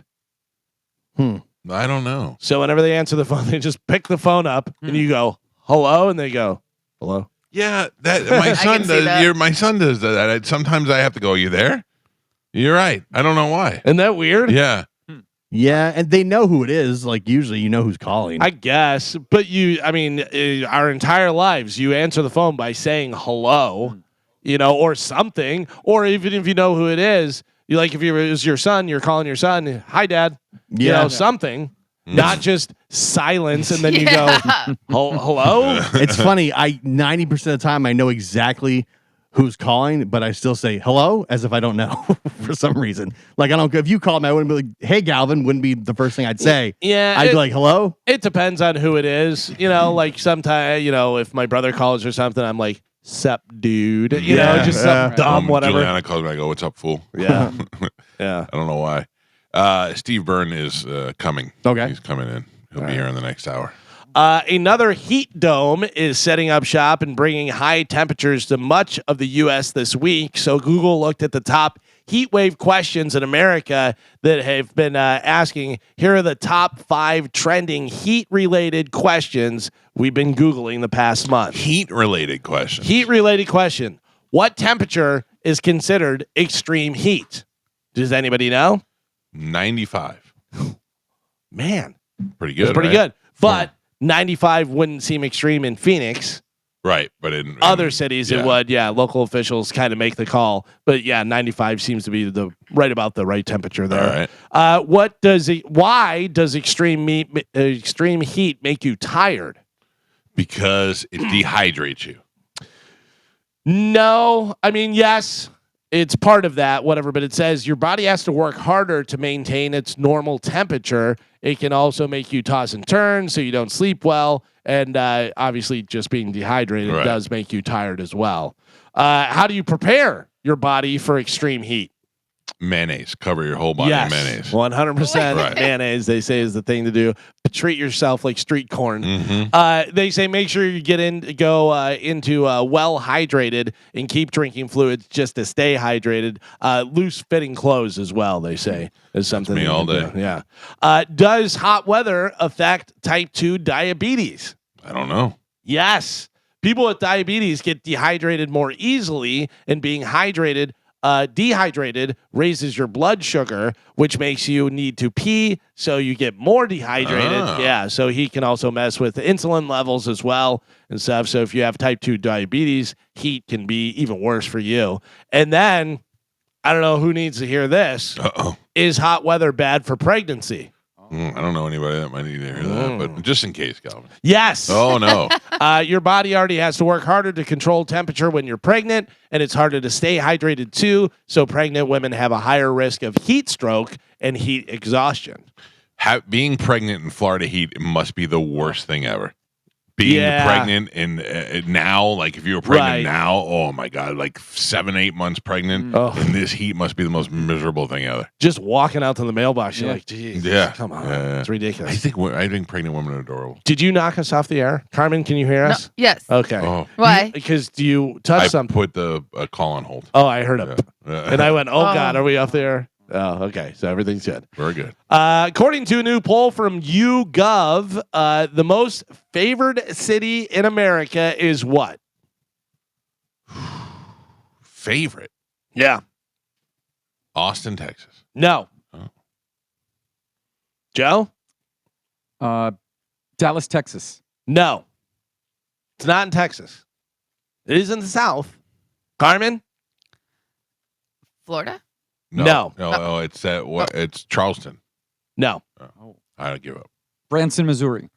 Nashville, Tennessee. Oh. Nashville, Tennessee, number 1, followed by a tie between San Diego and Colorado Springs. San Diego's pretty nice. Virginia Beach. Tampa came in at number 11. Oh, I'll take it. Yeah, not bad. Not bad. Number 11 out of all the different cities and stuff. Today is National Gorgeous Grandma Day. Sorry, ugly grandmas. I love some older ladies, man. I love a gorgeous grandma. Yeah. Yeah. But now I'm so old that your grandmother, in order to be a gorgeous grandmother, you got to be like 70. Even older, really. Yeah. Well, I mean, I'll tell you, I'll entertain pictures. Yeah. You find like I follow a couple of ladies on Instagram that got gray hair, but like shiny gray hair. You Right. know, they went silver a long time ago. There was a lady that was at our beach bass that had really nice silver long hair. Like a lot of times gray hair when it's long, I'm like, ugh, that just looks gross to Right, me no, for some silver. reason. But hers was silver and you could tell that she kept it really well and stuff. And I was like, that's hot. good looking That's hot. older lady hair. I always wonder when women go to that like short bob. Yeah. You know what I mean? Isn't Like that a almost weird thing? Like they just gave up. like all grandmas do it though. But I think it's because like their hair can't grow and it's easier to maintain. He's definitely easier to maintain. Yeah, Right. I think at some point they go, I've been married 58 years. I'm cutting my hair short. Right, I don't want to be hot anymore. I don't want to have to deal with it or anything. But just know that we think it's gross. Yeah. Long gray hair grandmas? is kind of nasty. Yeah. No, we were just saying we like long silver hair. Yeah. Yeah. Silver. Gray is like, ooh. I don't know. Yeah, but don't stop dyeing it either. Yeah. Yeah. You know, unless you're going to do it right. Joe, But- what say you? Yeah. I feel great. Yeah. Long gray hair is gross, All Joe. right. You old lady. Give me a second. Sorry. How about this? This is The Voice! Season 29 of The Voice will feature the first ever coaches panel made up entirely of past winners. So the coaches that won The Voice. Oh, coaches. So Adam Levine is going to be there, John Legend, and Kelly Clarkson, who have all won.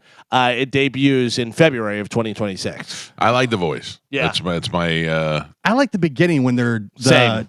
the chairs are Right, turned around. But right. after Yeah. that, I just get bored with it. Yeah. because they're all so good. You're Yeah. like, how do you judge who's better than the other one? And it's funny too because it gets to the point where they're all so good that now the judges are just looking for certain styles. Right. Yeah. You know what I mean? They're Right. like, yeah, you're great, but I already have a person that sings pop or whatever. Yeah. Man, Kelly Clarkson's looking great. She looks so much I mean, better. she looks did gorgeous. she look back and go, oh man, I wasted so many years being a little chubby sausage? But she was married and she Yeah. was getting millions of dollars. Yeah. So I it's know. not like she lost out. She lost me though. that She's show probably she has kicking makes it. a ton of money. Oh yeah, the you know? show's successful. Yeah.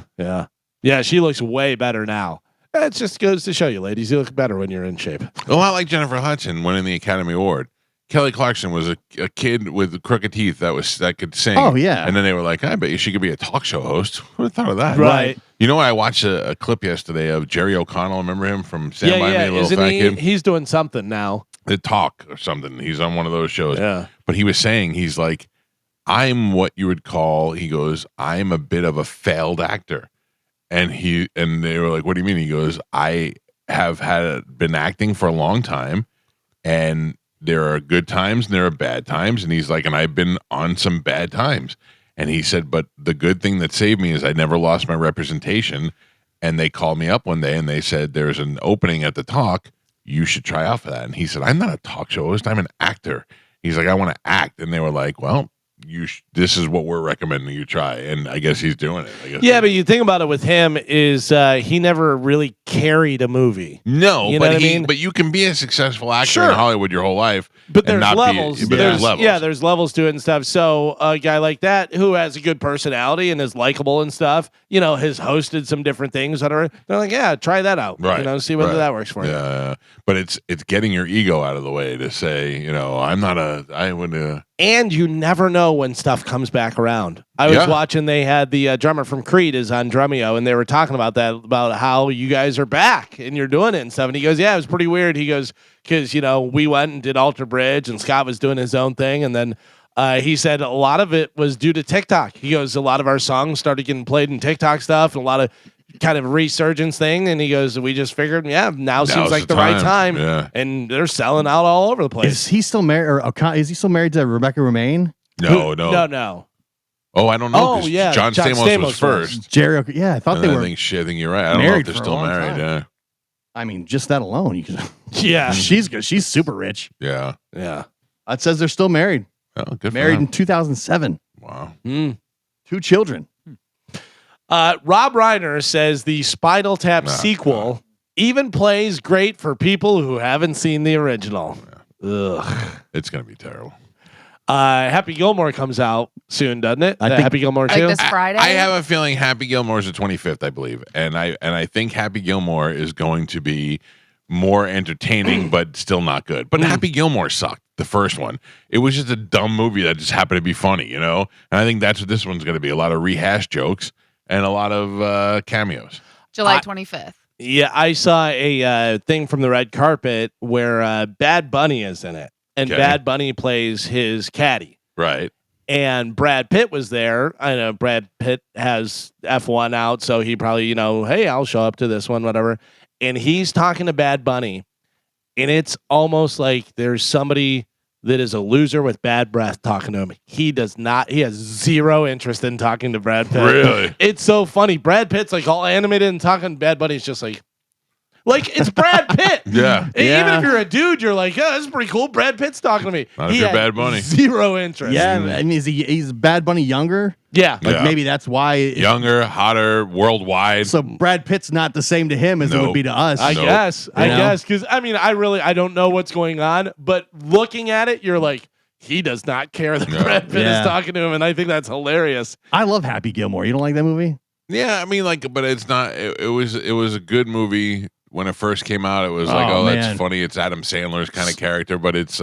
So many just quotable lines. I know, Yeah. but so it's, great. it's all dumb stuff. It's Yeah. all like dumb humor. Yeah, But you it's hate definitely a MacGruber too, yeah. classic. It's definitely Yeah. a classic. You know what I mean? I That was think it's as far as the comedies he did, that's his best one Yes, I agree by with far. Like when I watch Billy Madison again, I love Billy Madison. it's good, but it's not as good. It's so to me, stupid. that's dumb jokes compared to Happy Gilmore. And I love that all of a sudden he starts dancing down the stairs and doing that. Like that stuff makes me laugh so hard. Yeah. I'm shampoo. I go on first. I'm better. Yeah. I'm better. I'm conditioner. I clean the hair. Yeah, just that is so dumb and it makes me laugh so Yeah. hard. Yes, I Yeah. agree with all of that. Give me one of them pudding packs. I'm looking forward to Happy Gilmore too, even though I know it will probably be garbage. yeah, I'm sure there'll be some points, some stuff in there that you're like, oh, that's funny, whatever. And then some stuff you're like, oh, Jesus, doing that again. I'm glad I don't have to go to the theater to see it. Yeah. The fact that I just pull it up on Netflix and watch it, that's Makes it perfect. a lot Yeah. easier. That's For sure. perfect. For Mike sure. Olivero called me to see if I wanted to go see Fantastic Four tonight, Mm. and Passed. I passed. I want to see it, but I'm not staying out late. Some of the on early Wednesday. reviews say it's good.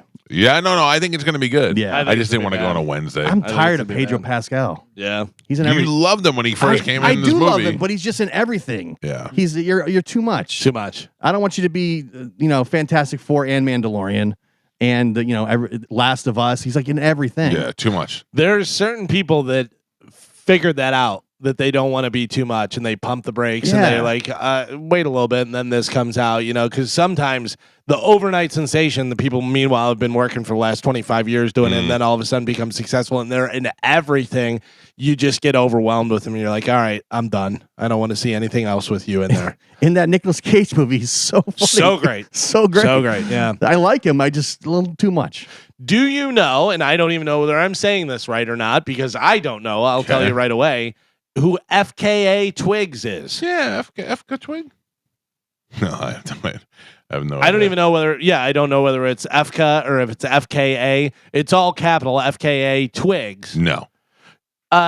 Can you pull up a picture of her, Joe? Sorry, I should have sent that to you, but I'll pull up a picture of her as well. She apparently has settled her sexual, physical, and emotional abuse lawsuit against Shia LaBeouf. There's no word on what the terms are or anything like that. What did they do?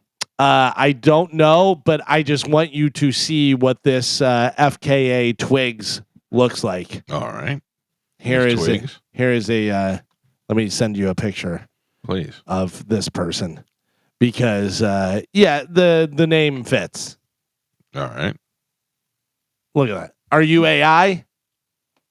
What are you? Ooh. You like that? Yes. Oh, you're so weird. You're so weird. Oh, you don't like that?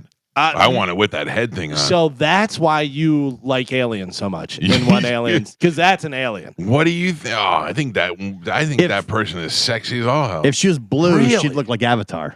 Yeah. What don't you like about her? I mean, don't- she's bald. I don't like any of it. Oh, look at those big eyes, those big lips. That's sexy, and the nose ring. Ugh. I love that. She does look better when she's not bald. And I'm looking at other pictures. barely has eyebrows. Like she's going out of her way to make herself look weird. I bet she's beautiful with a full head of hair and normal makeup. Oh, I like her better with the alien headpiece. Yeah, maybe I just don't like space aliens. Yeah, Look here, she looks. Oh, she's gorgeous. Yeah, she's cute there. Yeah. But she's got hair. She's not bald. She doesn't have a blade sticking out of her head. I would fight Shia LaBeouf for her. Yeah. Yeah. Oh, Well, I think she's gorgeous. I've never seen her before. no. Yeah. So I guess they had some sort of sexual, physical, and emotional abuse lawsuit. No word on the terms or anything. Look at that one. Yeah. Exactly. Hot. That is not. I mean, not to me. Not Yeah. to me. Hot. Okay. Was The Biggest Loser a good thing or a bad thing? The TV show? Yeah, the TV show. About the fat people? Yeah. It was a good thing. You think? I think a Oh, couple no. of guys died. Yeah. Yeah, but I think it inspired a lot of people to lose weight. I think it inspired a lot of people to work it off. Well, there's a new Netflix documentary, Fit for TV, The Reality of The Biggest Loser. It tries to answer that question, whether it was good or bad. In the Netflix documentary, which premieres on August 15th, former contestants, trainers, and producers open up about what went on behind the scenes. I had heard before that there was a lot of, get in the gym and you lose that weight, fatty. Yeah, but that was the whole But, point like, of the that's- show. Yeah, Yeah. that's what they were signing up for. But then there was also people who became completely obsessed with it. Then there was people who went home and completely crashed and came back super fat again. And I thought they said that losing weight that fast is not healthy. There's no way to maintain. But here's the thing: is there's always going to be problems with everything. Yes, listen, it helped a lot of people lose weight. But if you become obsessed with it, it all depends on the person and stuff. And by the way, one of the trainers, the Bob guy, he's the one. He had a heart attack. Heart attack. Yeah. A couple. I think there was. Which he was super fit. It Yeah. just goes to show you that it doesn't matter. You could look great on the outside and stuff, but there could be problems on the inside. I think none of them kept the weight off, and a couple of them died. Yeah. So no, not a good There thing. you go. And then finally in news, oh man, I don't want to talk about it. I got to talk about it.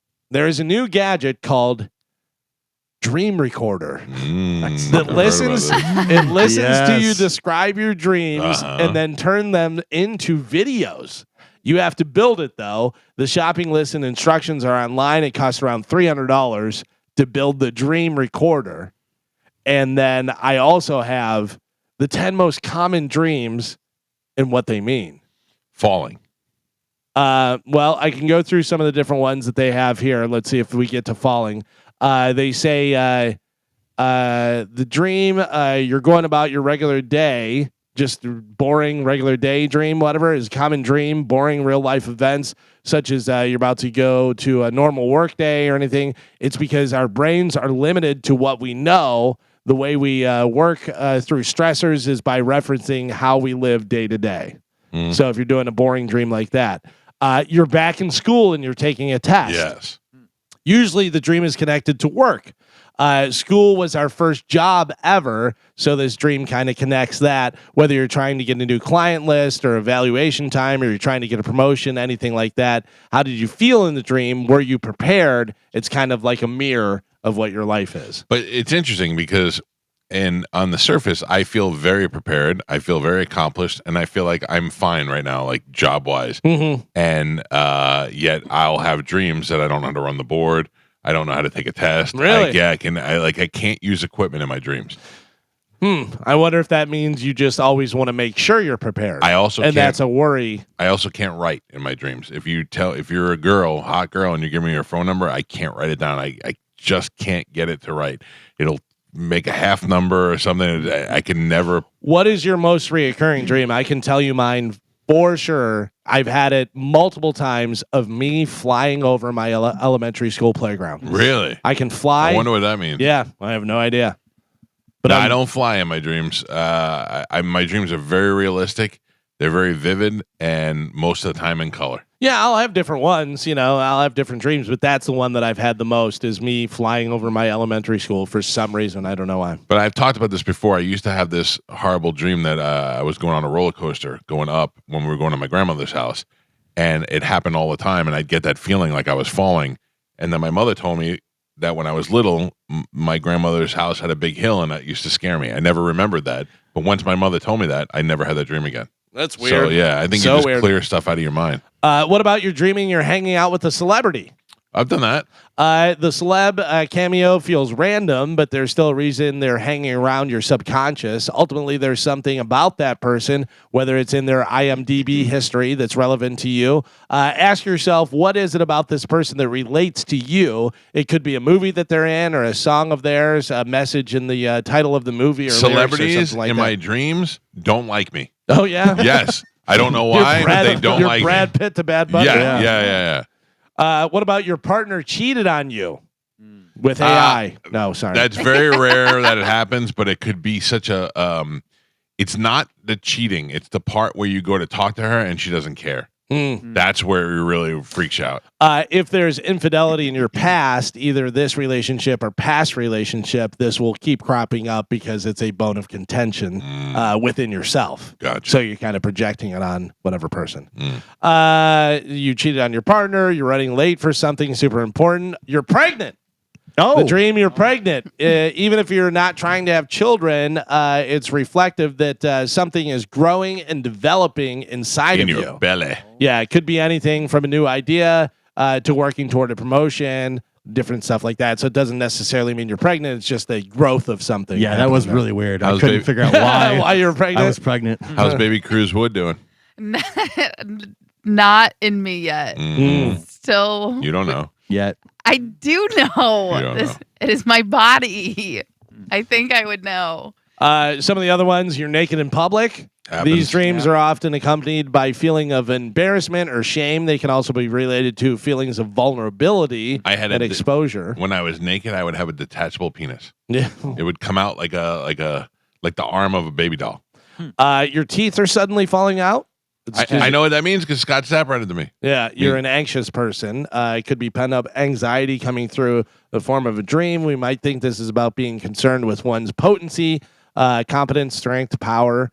Yeah. I always heard it was because you're a liar. What, in your teeth? Yeah. Scott Stapp said it was Or you're because keeping a lie. people were worried about your friends talking like not being good friends. I heard it was betrayal. Betrayal. Yeah. Yeah. Betrayal. And then finally, you're being chased. I think everybody's been chased in a dream. It all depends on who is doing the chasing. Often people are being chased by a monster. The monster could be a manifestation of indiscretion or addiction or debt or something like that. So something that's bothering you. If you have an unfortunate dream or nightmare of being chased by someone you know, it could differ. Your associations about the person chasing you are often more insightful than focusing on the actual person chasing you. I would say my dreams are 99.9% good. Yeah. As opposed to like a nightmare or a bad dream. Mine are always bad. Are they really? Yeah, like one I always have, like sometimes I'll dream that something bad is happening and I'm like frozen and I can't speak or move to That's happened to me before. save the person or stop the situation from happening. So you know why that happens, and I'll tell you because sometimes you can't speak. It's because you're trying to speak and you're sleeping. Oh, Because really? a lot of times I'll do this. I'll start yelling out. My wife will wake me up and go, "What's going on?" I'll be like, "I was trying to yell," and she's like, "Yeah, you were making noise." Or I'll try to move in the dream and I can't move to do anything. I can't, it's weird. Dreams are nuts, man. Yeah. I love to come in here and tell you guys about them every day. And then I dream about work a lot too. Do you really? Yeah. Bad or good? Always bad. Why? You just don't, That's get, you just don't get the show. Gio. Yeah, the You just time he don't took get Just the you. show. No. I didn't get the show and I was doing a horrible job. Yeah. Wow. Always bad. Never good. Well, I think you do a great job. Thank you. Well, there you go. That is it for news. All right, Calvin, thank you. We must take a break. Let me grab these phone calls before we go to break. Mike Calta Show, good morning. Good morning. Yes. So my call was about the Gen Z not answering the phone with hello. Right. I can think of a couple of reasons why that might be. I am not Gen Z, but I know that on some like scam calls, you'll get the little bubble pop sound after you speak, Yeah, the beep first. and you get transferred to you'll get transferred to a call center. So that could be one. Also, there was a thing that went around a year or two ago saying that some of the calls that you would get where you would speak and then it would just hang up was people capturing voices for AI. So those kids are watching TikTok trends and they're trying to be safe. Gotcha. Thank you, sir. Appreciate the call. Mike Calta Show, good morning. See? You don't say hello. Oh, FKA twigs. I wish. It's the alien. Can you try that again? Your phone's all messed up. Oh, that's terrible. All right, let's take a break. Steve Byrne is here. He'll be in the studio with us. Steve's going to be at Side Splitters all weekend. He'll be joining us live next on 102.5 The Bone. One of our friends. It's safe to say a friend for Steve Byrne. Yeah. Safe to say. Yeah, because like a lot of times we go, and our friends, then you leave and we talk about you, but you're not one of those. You talk smack. Yeah. He was one of the ones that was on the Mount Rushmore, right? Yeah, I asked ChatGPT to make a Mount Rushmore of the comics of this show. Really? And it was Ralphie, Bert, April Macy. Bobby, Robert Kelly, Bobby, and you and April Macy were the other two, were the revolving last one. Wow. Yeah. I'll take that. Yeah, that's pretty good. Yeah. I told April Macy I would have left her on there, except it made her look so terrible, and she looks terrible as a brick really? person. Yeah. How have you been, dude? Good. April Macy's Instagram, you'll follow each other. And every now and then, like, my kids will borrow my phone, and that pops up like, guys, it's a comic. I work with it's like every one of them. It's like another beach spread. Yeah. It's like you're the most successful feature act I've ever met in my life. Right. I mean, like, but she'll be the first to tell you that she travels the world using points. You know, like she's like, I have gone to her for travel advice when for real. I'm like, hey, I'm trying to plan. She knows She turned us on. everywhere. We went to Germany to go see the Bucks play, and she's like, you got to go to the new Schwanstein Castle, and I would have never have done that if she didn't tell us Great. about it. You checked it out? Yeah, it was awesome. She's she's one of those. I mean, she had like, I don't know. I would think like she was one of those girls when she first came onto the scene. It's like, oh, this girl's gonna pop. Yeah, and she's always been working and successful. But I'm like, she still looks fantastic. By the way, Yeah. like amazing, but awesome, an awesome hang too. I really like her. Never seen her stand up comedy other than like on really? online. She's been coming on this show for 20 years. Yeah. And I have never gone to a show, not because for any other reason other than the fact that I always say I'm going to go and I never go. Yeah, I know what that's like. Yeah. Your mom's coming to my show. Yeah. And I've never seen you at Side Splitters. Oh, I come and I leave before you get off stage. I got like a quick in and out. Well, he did go just see Luis J. Gomez, so I'm sure you're fine. I went to Oh go my support God. my friend Robert Kelly as he was directing that special. His Thank you. directorial debut. I love when comics direct a special. Yeah. It's like, dude, there's 4 cameras or 5 cameras. They're set up, and that's it. You're not moving in and out. You're not showing anything. Bobby went in and Put the camera over. Put the camera. It's like, dude, who gives a shit? Hey, you can't say that. I'm sorry. Got it. He had them paint the wall at Side Splitters. They had the dumb brick wall over there. Yeah. They painted it black. They put new lights up. It actually looked really cool. And Oh, he revamped the whole thing. And then they had the But I think it's because whenever he did his Did he special, paint it black so he could look slimmer? oh, he's so skinny now. I know. when he did his special down here, Louis C.K. came down and directed his. That's right. And, and they had it like all set up, and Louis came in and goes, "No, move this, move that," and they were like, "Oh, he's a genius." Yeah. Like he figured out Just how to set get. deck. Yeah. Yeah. That's pretty cool, though. what- I'm glad to see Bobby doing that. Yeah. It was fun. It was good. What is your? Well, I don't know this. I know we've talked about it. What was your deal with Colin Jost? Did you guys just come up together, or did you work together, or how did you become friends? I met Colin years ago. I was I was just working at Gotham, and Neil Brennan, who The funnier of the two. the The funnier one. the more depressed one. The one Neil, that's not an asshole. Neil Brennan comes in. He's like, "Hey, you should meet this guy. He's a writer at SNL." And Colin's, probably in his late 20s at that time. But he at a Harvard, he's 22. His first job said SNL, so that's the only job he's ever had. So he comes in. He seems cool. And he's like, yeah, I got the summer off. I'm looking to get into stand-up. I was like, oh, well, here's my dates. If you want to come on the road with me. So then I get a text the next day. He's like, hey, here's the dates I can do. And then we go to the old Miami Improv. Yeah, Coconut it was Grove. outside in the Coconut. Yeah. Yeah. And it was awesome. And this is the first night I worked with Colin. And this is actually in his book, A Very Punchable Face, which I thought was such a great book. I was like, this book's so funny. Can I sell it as my merch?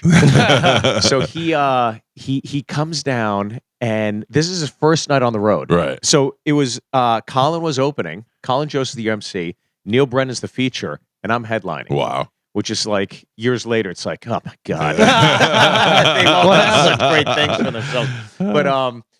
But so we're hanging out at that outside Irish pub that they used to have right across from the thing. So we're hanging out.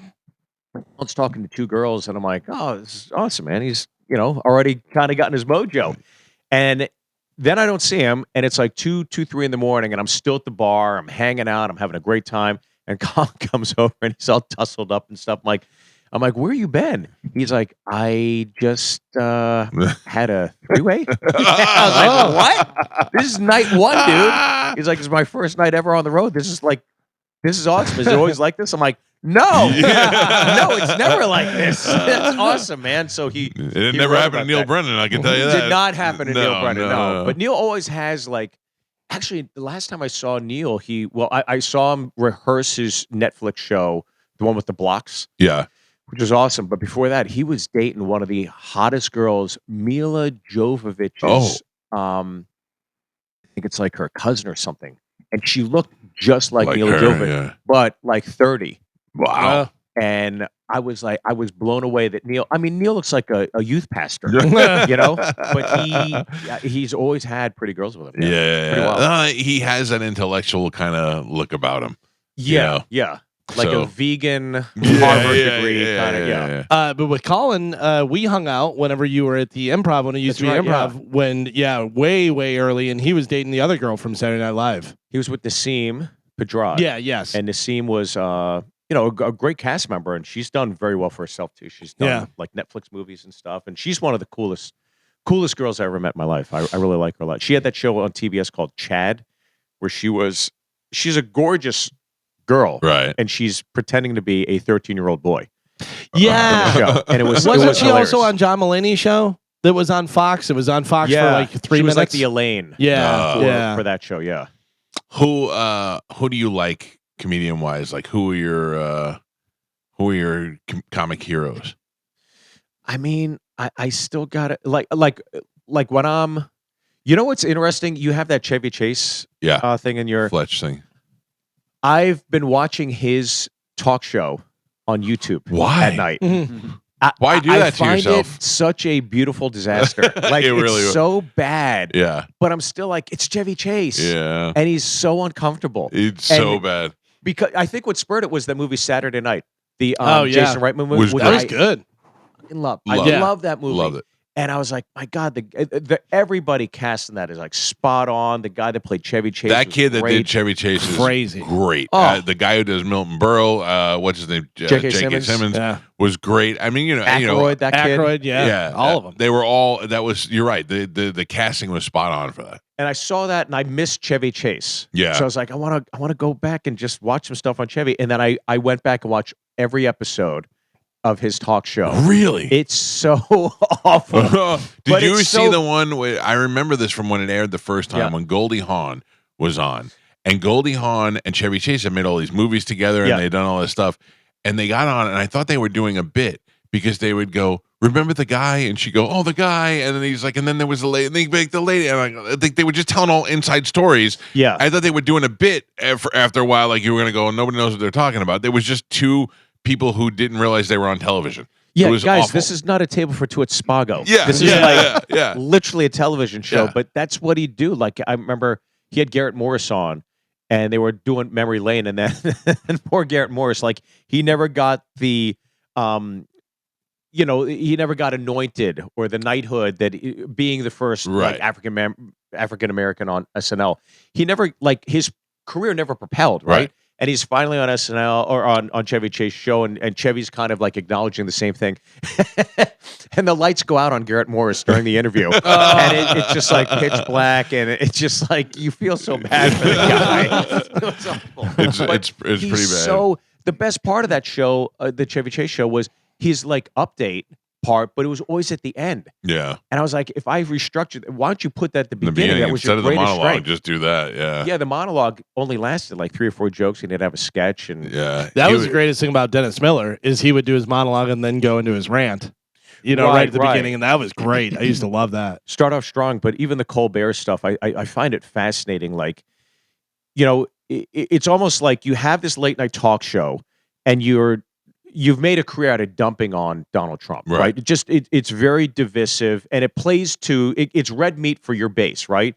But completely alien to half the country. The other half, yeah. And then you get into the business dynamic of it all and understand, it's losing an enormous amount of money. Right. And yes, it could be the biggest rate, but you're still losing a ton of money.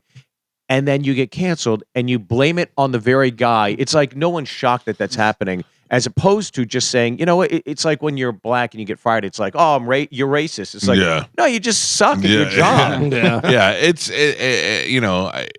He's got to know that he's responsible for that. That he's got to know that turning it up. And then if I'm Jimmy Kimmel, I'm feeling the same way. I'm feeling like I'm starting to get nervous now.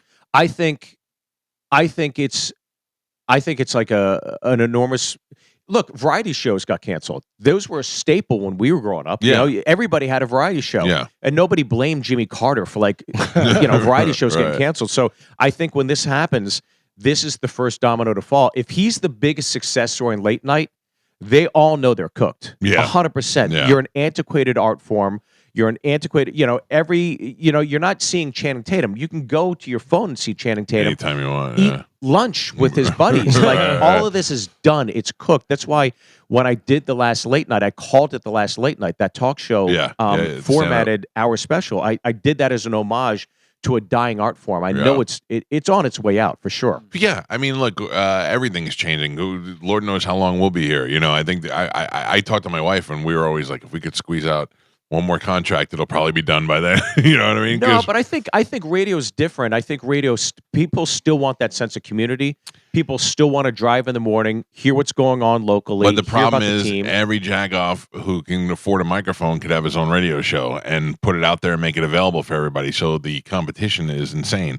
It's and not just jagoff, but every famous person, anybody that decides they want to have something to say, can say it and people will pay attention to it. Yeah. So it's watered it down so much. It's funny to me because Smartless is like one of the #1 podcasts. Like that's one of the biggest podcasts out there. And if they weren't 3 famous guys, nobody would give 100%. I listen to it sometimes and I go, who cares?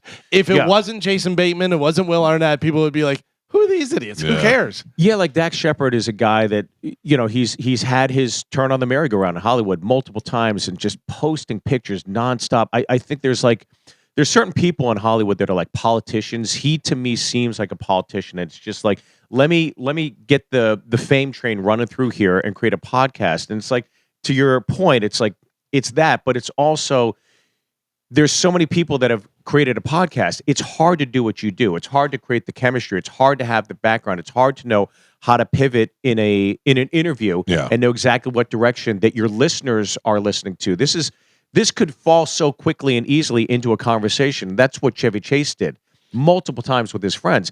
He doesn't have the optics or the wherewithal to go big picture. I'm on TV. You're on TV, moron. But you have that experience, whereas opposed to the guy that works at the Meineke shop that's the funniest guy in the shop, it's like it doesn't translate. It's not the same thing. Yeah, that is so true. And it's not an easy thing to do. You have to think in mind of the audience, right? And the audience that you don't know.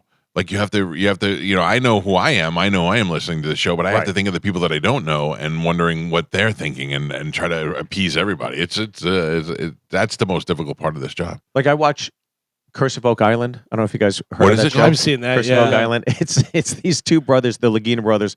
For like 12 seasons, they were looking for treasure. It's like Knights Templar or et cetera. There's like 1,000. Gotta be here. It's got to be right here. There's a huge treasure somewhere buried on Oak Island, Right. okay, off the coast of Nova Scotia.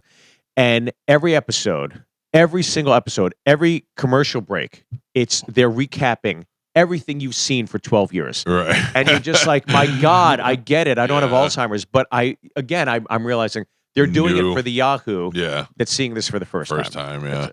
Yeah, it's hard. Hey, this is Steve Byrne in the studio with us. He is going to be at Side Splitters this weekend. Very funny comedian. You still wearing the suit every time? I still wear a suit, yeah. You do? Yeah. What made you do that first? Rickles. Don Rickles. I saw Don Rickles in Vegas, and I was wearing just clothes like everybody else, you know, and then and I saw Don Rickles. I was like, wow, that dude looks timeless, you know? He looks amazing. He's in a tuxedo. He's Mr. Warmth. He's doing his songs. And I like went back and like Googled him. I was like, he's always worn a tux and he's timeless. Like Elvis, you see that stuff. It's like, it's like, man, that's the 70s, you know? Yeah. Like Burt will be timeless because it's just his body, you know? But like you see these pictures of the Rat Pack, it's like, they're flawless. Like they look amazing. That could be them today. Yeah. And so I was like, I will always wear a suit. So in every hour special I've ever done, it doesn't look like Dane Cooks looks dated. He looks like a 90s figure skater. Like, just like, what are you wearing? Yeah. So I don't know, ever since I saw Rickles doing that, but I also think it's like, it really is like a nod to the audience. Thanks for coming out. You got a sitter. You went to Chili's before. This is your weekend. This is your show. Right. So my joke is always, you know, I'm an American. I believe in giving you a great product, so I dress up. But as an Asian, I have to give you a discount. That's why I'm in a strip mall. Well, that's interesting. I was wondering what I would imagine after a while you just get sick of it. You're like, huh. No, I like it. And then people ask after. Now I put it in the show. I acknowledge why I wear a suit because people ask me like, why do you wear a suit? Yeah. And I think it's also like, it goes to show you the social construct of what's acceptable these days. Like there are comics I know that wear shorts and sneakers and a t-shirt. It's like, I find it so insulting. Like maybe some people are cool with it, but it's like you work hard all week. You're going to go see somebody. You're going to go see a show. Yeah. You want that show to look, you want it to be professional. You want them to look professional. You want them to sound professional. You want them to care. And the minute you look like you don't care, it's like, I'm out the door. I mean, Bert's so what got about when you come in here and I look like I don't care? I'm wearing no sleeves. You earned this, though. You know, but if you look at pictures from 1992, same thing. Still didn't care. Yeah. Still didn't care. Radio's different, though, don't you think? Like, oh yeah. Like radio, you're in your car. You're not like paying you're not. There's no 2-drink minimum for this, right? No. This is free for everybody. Yeah, and free either to listen or watch. If you want to watch it, it's free everywhere. That's right. Yeah. So I'm not putting sleeves on for you bitches. Did you have shoes today or no? Shoes, yeah, I got shoes on. Good. I only didn't wear shoes in the very beginning, and then Joe Mackey called me out on it. He's like, "I noticed you're not wearing shoes." And I went, "Yeah, I guess I should." Do you not wear shoes? I used to when we first started broadcasting from here. Sometimes I would just walk in here with flip flops or no shoes on, and then I realized that's probably pretty rude. And Isn't it insulting that the Asian's wearing shoes and you're the one in flip flops? How Asian are you? Have you been to any Asian countries? Have you even say I'm not? Is that how do I answer that? Well, I'm just saying. I never took Taekwondo. Have you been to Japan? I've been to Japan, okay, Korea, China, Philippines, all USO. Oh, I was China. say, dude. China. I did a show there actually. Yeah, and it's all mostly for Americans. Expats. Yeah. Yeah. That's weird. That I have you been? I have. I've been to Japan. I love Japan. You stick out in Japan. Not as but not as much as I thought I would. Really? Can I tell you where I felt loved was in the sumo area? Like I felt like this is what I was. Why? This is what I was meant to do. These are the people. I mean, yeah, I felt like that this was the lifestyle that I should be leading. I should be more praised for my fatness, not embarrassed by it. But also, I would imagine that most Japanese look at the sumo guys and you go, "Oh my god, just so huge and unbelievable." You go, "Yeah, this looks like my brother." Yeah. I actually went and took some sumo lessons with Did some you really? guys. Yeah. And it was great because I was like, I can do this. I will be good. And then I grabbed the guy by his belt and tried to lift him, and I was like, no. And then he pulled me right off my feet, and I went, I'm not a good sumo. I used to say I'm going to be the greatest American white sumo. I was the Great White Buffalo, and I was going to be the greatest sumo. And I was defeated in the first match. It's astounding to see those videos of like NFL players going against sumo guys, like offensive linemen or like real deal guys, and they can't move these sumo guys. No. And you wonder, how has a coach not brought in sumo guys, any of them? Well, they do have some of those big Hawaiian guys that they stick in there. That's the closest thing. But sumo's different, right? I mean, you could be big, you could be like The Rock, but to utilize like chi and channel the energy and expand it back out. They've brought in ballet for the wide receivers. They've brought in MMA guys, for some of the different moves for the linemen and stuff. Yeah, you would think that they would be like, hey, sumo's hard to move. Let's just get those guys. I don't understand it. Yeah. Well, I mean, I read that one thing about that one coach that wanted that he was talked out of like tossing a midget over the line. I forget what college team that was. Listen, if you can keep a midget on the roster, you can sneak him over the line a couple of different plays. Steve Byrne is here with us. He's going to be at Side Splitters this weekend. You can see him tonight. Thursday through Saturday. Sunday. They got you on the Sunday show. Thing, yeah. Ooh. He's got me the whole run. Wow. So. One of the things we always talk about and refer to on this was the time that we had on Sullivan and Son. We will always be appreciative for that. It's great. You giving us that experience to go out there. We had a ball doing that, man. That was a fun time. Thank you. It's interesting. That show is to do a TV show, especially at that time. It's only 10 years ago, right? Yeah, maybe 10, 11 years ago. But to do a show at that time, it was just before streaming hit. Yeah. So streaming was out. It was just before, so people still watch TV. It was like a really romantic period of time where we were doing that show. People actually watched. It was, even if you never watched it at TV at that point, it's like you at least knew of the show. Yeah. So it was really cool, and it just every comic dreams of like what a cast too. Yeah, Brian Doyle Murray. Yeah, like I'd ask him about Caddyshack and Wayne's World and SNL. He's one of the founders of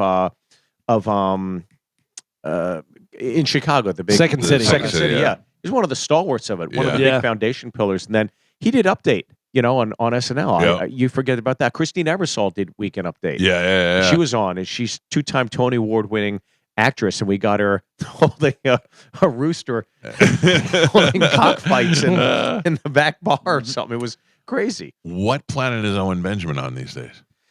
I ran into Owen about 3 months ago. Were you in the mountains? I was in Idaho, but in Idaho he has a farm now. He lives off the land. He's got chickens. He's milking a cow. He's like doing all of that. He's banned from every social media platform ever. Like the Taliban's still on Instagram and he's banned, which is crazy to me. But he took some big Taliban rolls doesn't of the use dice. the N-word. They might have. What do you think do you think he's mental, or do you think he's just set in his ways? I think he's one of those guys that is hyper intelligent. He's a super hyper intelligent guy. And he's always been like, when you talk to him, it's like, I guess it's like talking to Elon, where they're saying things that are so outside your thought you're like, I can't keep up with this. Like Owen is hyper, and I think that's the disconnect. He always kind of like tempered it down. And then the minute he started getting rewarded for it online, right, he just went like light years ahead of everything. Yeah. And we were talking last time. He was talking about the correlation. He was like analogizing how bees live and the network of being a bee to like what's happening in Ukraine. And I was just like, dude, I just sat there with my jaw dropped open. Like, I'll take another whiskey, please. I don't even know what you're talking about. But like in the beginning, it wasn't like that. He was just like a cool dude that was nice and funny. Like, were there glimpses of that or no? To a degree, yeah, but I think he's so like, I think he just took the Nesty plunge. Yeah. He's all in. we saw a glimpse of, do you remember? So Owen, we've talked about this, so I'm not trying to, Owen hooked up with Britney Spears one time and didn't want to talk about it. Mm-hmm. And I said, listen, I'm about to have Owen Benjamin on, and he hooked up with Britney Spears, but he won't talk about it. Right. So I can't bring it up. So I'm going to take phone calls, and you guys ask him about it. So the phone calls just line up, and Owen, I go, hey, let's go to the phone lines, and this guy's, hey man, I heard you hooked up with Britney Spears. He's like, what? No, that didn't happen. And then after like the 5th phone call, I could see him kind of snap a little bit, and I could tell it wasn't funny to him. Like he was getting really pissed off. He gets crazy eyes. He gets crazy eyes. Yeah. Yeah, he was really He angry. caught it from Britney Spears. Yeah. Maybe, yeah. Passing it along. He's spinning around with knives right now in Idaho somewhere.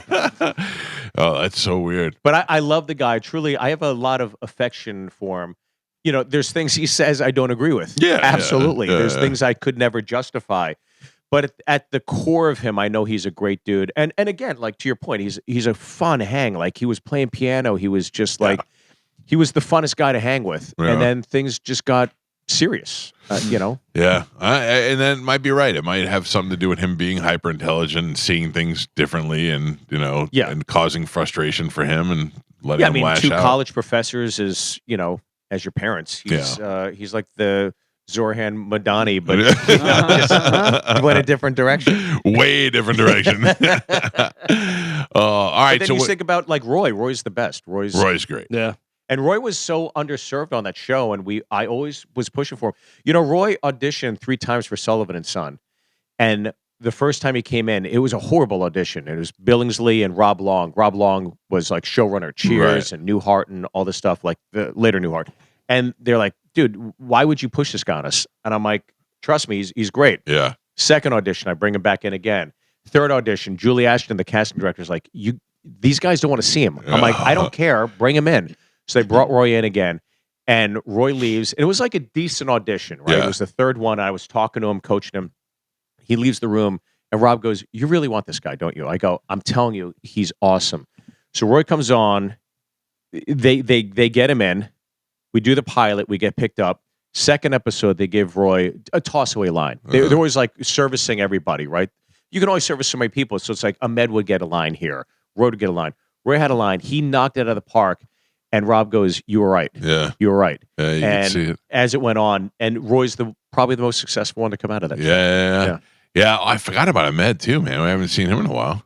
Yeah, he's still grinding, you know? Yeah. Just a road comic, banned from Malaysia, but Yeah.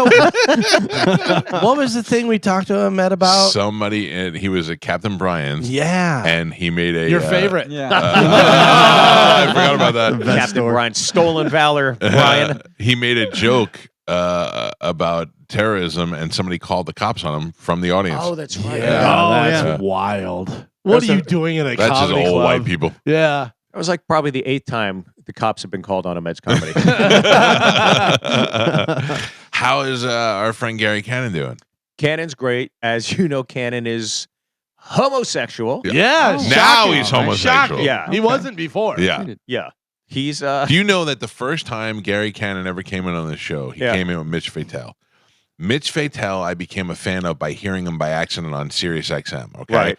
I hear his comedy, and then he is at Sarasota at McCurdy's. Yep. So I call Les McCurdy and I go, hey, I'm a fan of this guy. Can you bring him on the show? And Les McCurdy says, if you can get me Rolling Stones tickets, I'll drive him up there. I said, deal. So he drove Mitch Fatel up. I don't know Mitch at all. Right. I just am a fan. He comes in the studio. Gary Cannon comes in the studio with him. They both get on the microphone and they start talking. And I'm like, who's this guy? and then they're like, oh, this is Gary. He's, he opens up and they're talking and they're like, tell him about the threesome. And I'm like, you guys had a threesome? And I'm like, and I go, you're not gay? And he goes, no. I was like, stop it. For years, Gary Cannon has been sending me gay text messages. I saved them for like 3 years one time. I was going to make a book of all the gay things that Gary sent me. And this is before Gary was gay. Right. And, he would just say the most horrific things to me. And I'd ask him all the time. I'm like, Gary, and he's like, I'm not. He goes, but I will if you want to try it. Making jokes. But he's making jokes all the time. And then finally, one day he said he's dating a guy and they're happy. And I go, yeah, stupid. We all knew. We all knew. Nobody cared. Nobody was like, oh, Gary. But I don't even know if he knew, if he was 100% sure. I think he... I mean, he was married to a woman. He was married to Michelle, Yeah. for a while. And this And she explains, knew he was gay. I'll send you a picture of all of us in Hawaii. We just got done jet skiing. Everybody is smiling. Yeah. We're in Maui. Right. Water, blue water, jet skis for an hour. It was awesome. She looks like she's being held hostage. And now it totally makes sense. Did I ever tell you the time that Gary sold merch for Ralphie May? You know the story? No, I know that he did do that, but I don't know. So Tell he me. sold merch for Ralphie May. And so this girl's like, I really want this.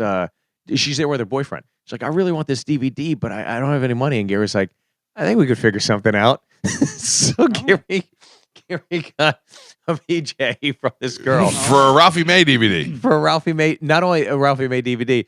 It was so good that Gary gave her a T-shirt and 2 other DVDs, and then Ralphie's keeping track of everything.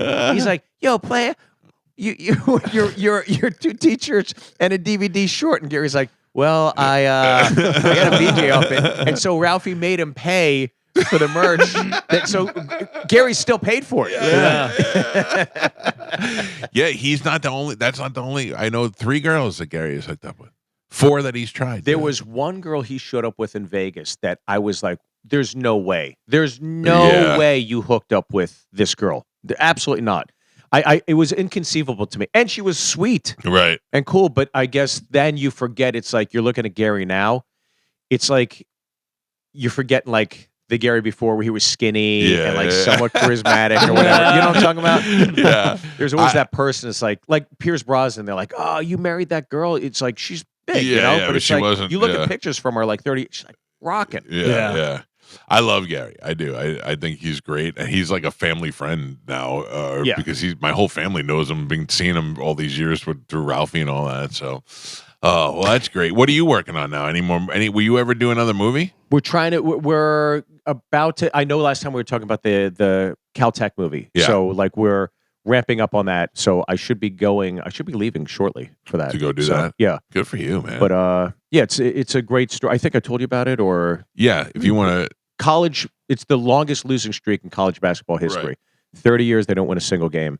So Ed Helms comes in and he's going to turn this team around, but he gets there and realizes it's Indian and Asian and black and white nerds. It's like, oh my God, we're not championship, no way. We're not going to the playoffs. So just got to get these nerds to win one goddamn game. That's it. Just win once. So that's pretty much it. Yeah. That's awesome, man. Well, I'm glad everything is going good for you. Yeah. Yeah, it's and, exciting. 960-1197 or sidesplitterscomedy.com. You can go online. You can pick your seats, get your tickets. Steve Byrne will be there through Sunday. Do you think your dad will go to the show? I know he was a big fan of Steve when he was on the cruise. Oh, yeah. I forgot about that. I didn't forget about that. 10 seconds in, I'm like, oh my God, are you kidding me? Is this your mom? I reacted to my dad reacting to Steve. I almost had to get in between. I thought he was going to snap your neck. Well, the first 10 seconds, yes. Yeah. Then afterwards, he was super cool. Oh, yeah. No, he told me, he told me, and then your sister was super cool too. Yeah. But I said, your sister's sitting there with a friend of yours, or a friend of hers. And I said to the friend, is this your mom? And I think everybody was confused by that. So everybody was just silently staring at you. But any woman would consider that a huge insult. It's like, no, this is my friend. We're about the same age. For some reason or another, I don't know, like the lighting cascaded a certain way. And I said that, and I dug myself even deeper and then deeper, and I doubled down like an idiot. As it's happening, I'm watching my dad, and he's inching closer and closer. I go, he's going to kill him. He's going to kill him. By the way, for people who don't know what we're talking about, Steve was on the cruise and was doing stand-up, and he was doing crowd work, and immediately went to Mike's dad and sister, person, and had no idea that it was Mike's dad and sister. Yeah. And he's going and saying stuff to them, and everyone was like, oh boy, this is not going to be good. My sister, cool, doesn't care about anything. My dad, not so cool. Of course, yeah. And then I just slowly proceeded to dig myself out of that hole to China. That's how Asian I am. I was almost to China. By the way, you turned it because you went from them to the guy who wasn't paying attention. That's right. And you're like, what's going on with you? Why are you looking the other way? Turns out the guy's deaf. Yeah, I remember that, the deaf guy. And I'm like, about that. Oh my God. You jump from the fire to the frying pan. 0 for 2. Well, that made it memorable. Very memorable. It was great, It was though. one of the funnest sets I've ever had. And I remember that set specifically because it's one of those pendulum swings where it starts off so horribly wrong. Yeah. It's like, if I can just get a win out of this. And then it wasn't just a win. It was like that crowd was amped. And it was they're one a of the good, few fun where group of everybody people. afterwards was like, when can I see? When can I see? It's like, oh, thank God. Yeah, Thank listen, God. It's interesting because Bobby will tell other comedians this. If you endear yourself to our listening audience, they will support you for the rest of your career. Like every time you come to town, they will come see you. They will do it. That's just, we have a very loyal fan base, and they're great to us. So they definitely support our friends and the folks that they meet on the cruise. That cruise is like, I mean, we've done 19 cruises. Have you really? Yeah, this is going to be our 19th one that we have coming up here. And You got to promise me that Cannon and I can do it together. I would love that. Because we'll just dump on each other. Yes. He'll dump on me more than I run out of ammo pretty quickly, but he. We should do you, Bobby, and Cannon for the 20th one. Oh, that'd be great. That would I'd love be great. it. Dude, I'm telling you right now, in all the years that I've done this and all the people that I've talked to on this show, two of my favorite stories ever are you knocking the Starbucks out of Jim Norton's hand and Bobby Kelly's hand, and knocking the nickels out of Bobby's hand. Those are the funniest goddamn. Like, I wish to God if I could have seen those things in my life. That's just you come rollerblading down and double hand. That is so goddamn funny to me. Dude, if we had Bobby, Steve, and Gary all do sets and stuff, and then we all go up at the end and just roast each other. Oh my God. That'd be great. Be awesome. I'd love it. And Bobby's literally one of my favorite human beings. He's one of those guys that when I first started in New York City, you know, if I was a freshman at the Cellar, he was a sophomore. Yeah. And he always looked out for me. Yeah. Always looked out for me and was always very brutally honest. Like, he'd cut to the chase, be like, dude, what are you doing? What are you doing? You can't do it like that. And I was like, oh, okay. And he was, I'd say 90% of the time, he's right. He was always just a great friend. He really is a good dude. He really is. And I'm not just saying that because he's probably listening right now. Just saying. I doubt it. Yeah. If I'm on, he's not listening. I told you about that. Like, he's so tech savvy. Yeah. He's like, dude, you got to He's get this camera. guy. This camera is so good. It's great. You can talk to your friends. This is like before FaceTime. This is the first time you could FaceTime with somebody. It was so pixelated. He's like, I'm talking to Dane all the time. I'm talking to everybody. So I'm like, oh, okay, cool. He's like, you got to get it. You got to get it. I get it. He's the only one I know that has it. And then I set it up on my computer. I go, Bobby, hey, I'm just seeing if this works. He's like, yeah, it works, dude. And then he hung up on me. And I spent $100 on this camera. He's the only one I could talk to, and he won't talk to me. Nobody else has it. Nobody else. Yeah. Yep, looks great. That's awesome. All right, we got to take a break. Steve, thank you for coming in. Thank you, guys. Go see Steve Byrne at Side Splitters, 960-1197 or sidesplitterscomedy.com to get your tickets. We'll take a quick break. It's 102.5 The Bone. I just made this note, and it pertains to nothing. It's mostly things I've seen online. I like wrestling every once in a while. I used to really like it a lot. And I'll watch it sometimes when it's on TV, and I'll laugh at it, and I'll enjoy it for a couple of seconds. I don't think there's anything wrong with liking wrestling, no matter how old you are. It's a big, fun storytelling process, and there's physicality involved, and there's humor involved. Sure. And it's funny because I was never into wrestling really, but then whenever we went, you have to be into it. Yeah. You know what I mean? You have to go into going, all right, this is going to be fun. And it is. It's fun. And you boo for the bad guy and you cheer for, But one thing that I really stop being an adult man wearing a wrestling belt. That's pretty no wild. room for that. That's pretty There's wild. no room for that. I mean, there's no don't be the champion at work. Don't be the champion of your fantasy football. A grown man with a wrestling belt just looks like a goddamn idiot. That's it. I That's do all have like to say. when the WWE gives the championship belts to like the football teams and stuff when they win the Super Bowl. Yes, That's always cool. That's fine. Hang it up in your locker room. Look what the WWE gave us. Don't wear it. Don't wear it out. There's no reason for it. So you're saying to any event that I can't wear a belt over my shoulder? Don't wear a belt over your shoulder. Slap it? Don't slap it. Okay. Don't none of that All right, stuff. just checking. Oh man. You know what I really hate is that Marine Rob guy. Oh He won't shut up on Facebook, man. Every day he's got something dumb to say. Yeah. Yeah. I haven't seen you in a long time, Rob, but just know that I still hate you. For a little while, you took it back. I take it back because at one time I crossed the line. I did question his military service. which you couldn't be called Marine Rob if you weren't in fact in the Marine. So I took it back. But thank you for your service. Now go jump off a bridge. Did Marine Rob have the belt on? Is that what the connection? No, but I wouldn't put it past him Seems like whatsoever. it. Yeah, I thought maybe that's what the picture. No. He seems like a guy that would have a belt. Yeah. But no, that is see not. That is not it. I know we have a lot of things to get to, and it's running a little late. But ladies and gentlemen, it is time to check in with Galvin. He has a brand new open letter. Carmen, Now, an open letter Carmen? from Galvin. Yeah. we have to restart that. Okay. I had your microphone off. Oh, so you can't even hear I the couldn't sounder? even hear the sounder. I screwed it up. I screwed up the whole thing. Take two. I'm sorry. Well, you Yeah. know what? I went to turn the music on and I turned your button off. He acted like it was your fault. Though. No, I did not. I can see. Right out of the gate, I came out and said, "I'm sorry, I He- screwed Put it your up." hands up. He Ugh. mouthed the words. He goes, "Stupid Carmen," and then he Yeah. put his thumb across that- his throat. It wasn't Oh, Carmen no. that I said. Yeah. Started with a C. Ladies and gentlemen, time to check in with Galvin. He's got a brand new open letter.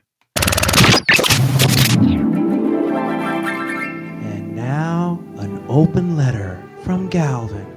This is an open letter to teachers that bang their students. Oh yeah. Dear teachers that bang their students, seriously, I don't know if you heard, but you might get caught. First off, this has to be the number one rule. Like when you get hired as a teacher, they're probably like, let's see, make sure you teach the proper curriculum. Try to get all the students engaged in learning. And what else? You know you're not supposed to have sex with any of the kids, right? Oh, seriously? Boo. Then I'll pass on this job. I'll just go back to work in the graveyard shift at the convenience store if you're going to hassle me about banging kids. I know that we sometimes give a pretty girl that is like 22 or something that's a teacher, we give her a break for doing something with a 16-year-old boy because we think, well, when I was 16, I would love to bang some hot 22-year-old taboo teacher. We think that's cool until it's a dude that is the teacher and he's banging some 16-year-old girl. Then we want to behead him with a battle axe in front of a crowd in the middle of town square. But no matter how many stories we do about this subject and how many times you hear about people getting their lives absolutely ruined, it'll happen again and again and again. My question is, do all these teachers that do this think that they're going to get away with it? Because I'm here to tell you, you're not. You're doing two things. One, you're doing a kid. You should not do that. And two, you're dealing with a kid, and I don't know whether you know this or not, they're not the greatest at keeping secrets. If you told a kid that they were getting ice cream at lunch, by the first bell, half of the school would know that they're getting ice cream at lunch. You think a 16-year-old boy is going to keep that quiet that he got to see a pair of boobs? Good luck. I'm Galvin from the Mike Calta Show, and this has been an open letter to teachers that bang their kids. I wonder how many are going on that we don't know about.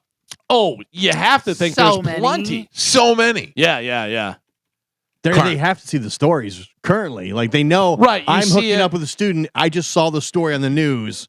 So we just did the other one the other day that was absolute smoke show. She was gorgeous. Yeah. Like, and you think about that as if you were a 16-year-old kid, you're like, oh, yeah, I definitely would have banged her. My favorite one, I think, was the one who told the other teacher, hey, I'm banging Yeah. Danny. It's like, oh, my God. And Danny's not even, you're not 22 banging a 17-year-old. Right. They were like 12. Yeah, well, this one yesterday, she was. Yeah, the she kid wasn't was 12. like there's some. I was a high school counselor for a job program when I was like 20 years old, maybe 19 years old, and I was almost the same age as these seniors, and a lot of these seniors were 17, 18 years old. We're all kind of like the same age. I couldn't bang any of them. I couldn't do anything. I couldn't even go sit in a room alone with a female to go over paperwork. It was just so weird, but we were all still kind of the same age. But when you go from a 19-year-old to a 12-year-old, Yeah. I mean that's something that's happening. But do you brag about that to another teacher? Nah, apparently, the one did. That's nuts to me. Do you man. think they become teachers because access say- to the kids? they like say a already- lot of that. females? They Yeah, say I mean- a lot of pedophiles, what they do is they get jobs where they're around kids. I whether it know. be A lot of people work counselor, at Disney. Yeah, Disney. Yeah. All that kind of stuff. Oof. I don't know. That's, And I don't even know whether they know it. or they're just like, oh yeah, that seems like something I would like to do. They don't know why, and then all of a sudden they get in there and they're like, oh, now I know why. Oh, Yeah. I'm telling you, I don't know if do you think it's a self-esteem kind of thing? For some, I think it all depends on the person. I think for the younger teachers, like the 20, 22-year-olds, self-esteem. They probably weren't popular in high school, and now you're in that atmosphere. It also you never could be- really left. But I think it's different for all different ones because I think it's probably a power thing for some of them as well. Yeah. They have power over those people. And I was watching a thing the other day where they said that people that do that to younger people or whatever, that they know immediately. Like they're as the pedophile or as the creeper or whatever, they can tell who has low self-esteem or who has somebody that they Who control. they can prey on. Control, yeah. The person that they can prey on, you're right, Carmen, yeah, is like they can see that as clear as day. Like this person has a bad home life, so I can get to them for I sure. had a bad home life. I come from a broken family. I was poor. I had low self-esteem, no male figure. Nobody did nothing to me. Not sexy. I know. I don't know. I feel terrible. I have some new music for you. Oh, It's not new, okay. but it's maybe unheard. Okay. Okay, I'm gonna play it for you, and see if you can figure out who it is. All right, I'm not going to look. That is Kelly Schaefer from God damn it, Kelly from From Sarasota. Sarasota. Yeah. What was the Neurotica. name? Neurotica. Yeah. God, it took me a second. Oh, that's wild. Yeah. So this Metal Injection, this website, somebody posted it up there, and they interviewed Kelly about it, and he said, "Yeah, it's amazing how the internet will keep this stuff alive. I never heard it before." So yeah, it did sound. The first time I heard it was like very Sex Pistols-y, Right. more punkish Yeah. than anything, and it was Kelly Schaefer and the rest of pretty much Guns N' Roses. Interesting. Yeah, I got to tell you, I watched, there was the documentary thing, whatever. It was like Making Velvet Revolver or something, whatever. And did you ever watch that? It was No. on like VH1 Classic. It was really interesting because it was Matt Sorum and Slash and Duff and those guys. And they basically put an ad in the paper, like looking for a singer or whatever. And then a lot of people obviously found out it was them. And there were so many people that were just ridiculous. Yeah. Like, what are you doing? And showing up in these stupid fingerless gloves and stuff. But then there were people like Josh Todd, and there were people that were obviously good singers. And then I remember one guy that they were like, yeah, he seems like a pretty good singer. So they gave him one of the songs, and they're like, go home, write some lyrics to it, and send it back to us. Let's hear how it sounds, whatever. And the song starts out, and it's like, stripper girl. And they're like, nope, immediately stopped. And Matt Sorum was like, I don't want a guy that's singing about strippers. Was Miles Kennedy involved or in the running at some point? Or I thought I read that, or I don't something. know. I mean, that would make sense. Yeah. That would make sense. But there you go. That is Kelly Schaefer from Sarasota with Velvet Revolver. I got to tell you, what that sounds a little bit like is it Murder Dolls? There was Nikki Sixx and some of the other guys. Let me see. Is that Murder Dolls? Is that the right band? No, not Murder Dolls. I forget what the name of the band was that Nikki Sixx had, and it was they were pretty cool. Murder Dolls is a different band. I forget what the name of it was, but it has kind of that punk, but it has, you can hear the Guns N' Roses in there, and it almost like a little bit of a punk to it. Yeah, that's cool. I want to tell you, if you're driving around in your car and you're feeling this heat and experiencing it, and you're wondering why in the world you don't have tinted windows on your car and you're not sure who to call, you call my friends at Zen Film Solutions, and they will put the tint on your car for you. The smoked glass that you have on your car does nothing for heat rejection. So what's going to happen is that it may be kind of hard to see in your car, but it's not keeping the heat out. You need tint on your windows. So if you go to zenfilmsolutions.com or simply call or text 813-TINTING, you can get the window tint on your car for the summer. Also, paint protection film to protect your car's paint from love bugs, construction, and stuff flying off of trucks in front of you. They also do windshield protection and color changing wraps. If you want a new car, but you don't want a new car payment, you could change the color of your car with the new wrap. You could do a design, you could do whatever you need. They can change it for you. Driving a yellow car and you thought that was a good idea? Ridiculous. Bring it to Pete, take it to ZenFilmSolutions.com and let them change the color to a real color for a car. They also do ceramic coating, paint correction details, anything for your vehicle. Zen Film Solutions and Zen Motorsports can take care of it. Go to ZenFilmSolutions.com or simply call or text 813-TINTING, hashtag it PeteFace, and you'll get 10% off. It's ZenFilmSolutions.com. Tell them you heard about it on the Mike Calta Show, hashtag it PeteFace. We'll take a quick break and be back. It's 102.5 The Bone. What's up, Mike? I just wanted to talk about the tint. The what? The tint. You were talking. I know you did. You're doing an endorsement for Zen. The tinting. Tint. Zen Film Solutions. Yes. What about it? Yeah, sorry. I got it. I didn't use your endorsement because I got it a few months ago. But if anybody really needs to do it, you should get it done. I did my home, and it knocks a few degrees literally off the temperature. It keeps everything out. Yeah, it's amazing. I have a my dining room or my kitchen area window faces outside over the pool, right over where there's a golf course, and the sun just beats down on us at about 5 o'clock as it's setting, and it kills it. So I'm thinking about actually having them do that as well. But yeah, the smoked glass does nothing for the heat. It just does it for the look. So you definitely need to have it. Yeah, if you're in the car, you need to get that done. Not even like curtains or anything else. I mean, you need tint because you can feel the window. Yeah. And the window is, cold now that you have it, but you really should. I mean, especially in the summer. I mean, the other day, I was looking at the Weather Channel app, and even though it says 90 some out, it says it feels like 109. Feels like crazy. And that's what you got to go by. It's crazy. So, but yeah, it's a great endorsement. I wish I went through them, but that's cool. But yeah, maybe in the future. Appreciate the call, buddy. Thank you. Yeah, it's just the guy's right. I mean, they'll tell you it's 99 degrees out. It feels like 110 degrees. It's insane. Medicine Man, how are things going? Okay, it's kind of talking about Ozzy Osbourne. Oh yeah, that's right. You must be pretty sad today. Yeah, Ken Penetrative lives to Ozzy Osbourne music and the Click Black Sabbath.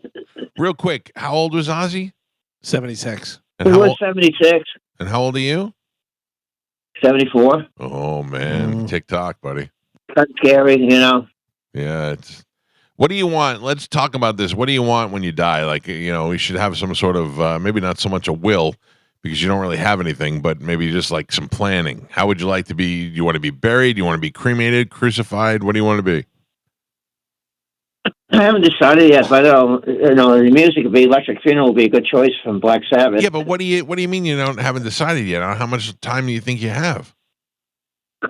I could live another 10, 15, maybe 20 years. You never know. No way. Look at Ozzy. Ozzy went out at 76. Boom, and he's got $1 million. By the way, I don't have Parkinson's disease, anything like that. No, you don't know. I love that you asked him if he wants to be cremated or crucified.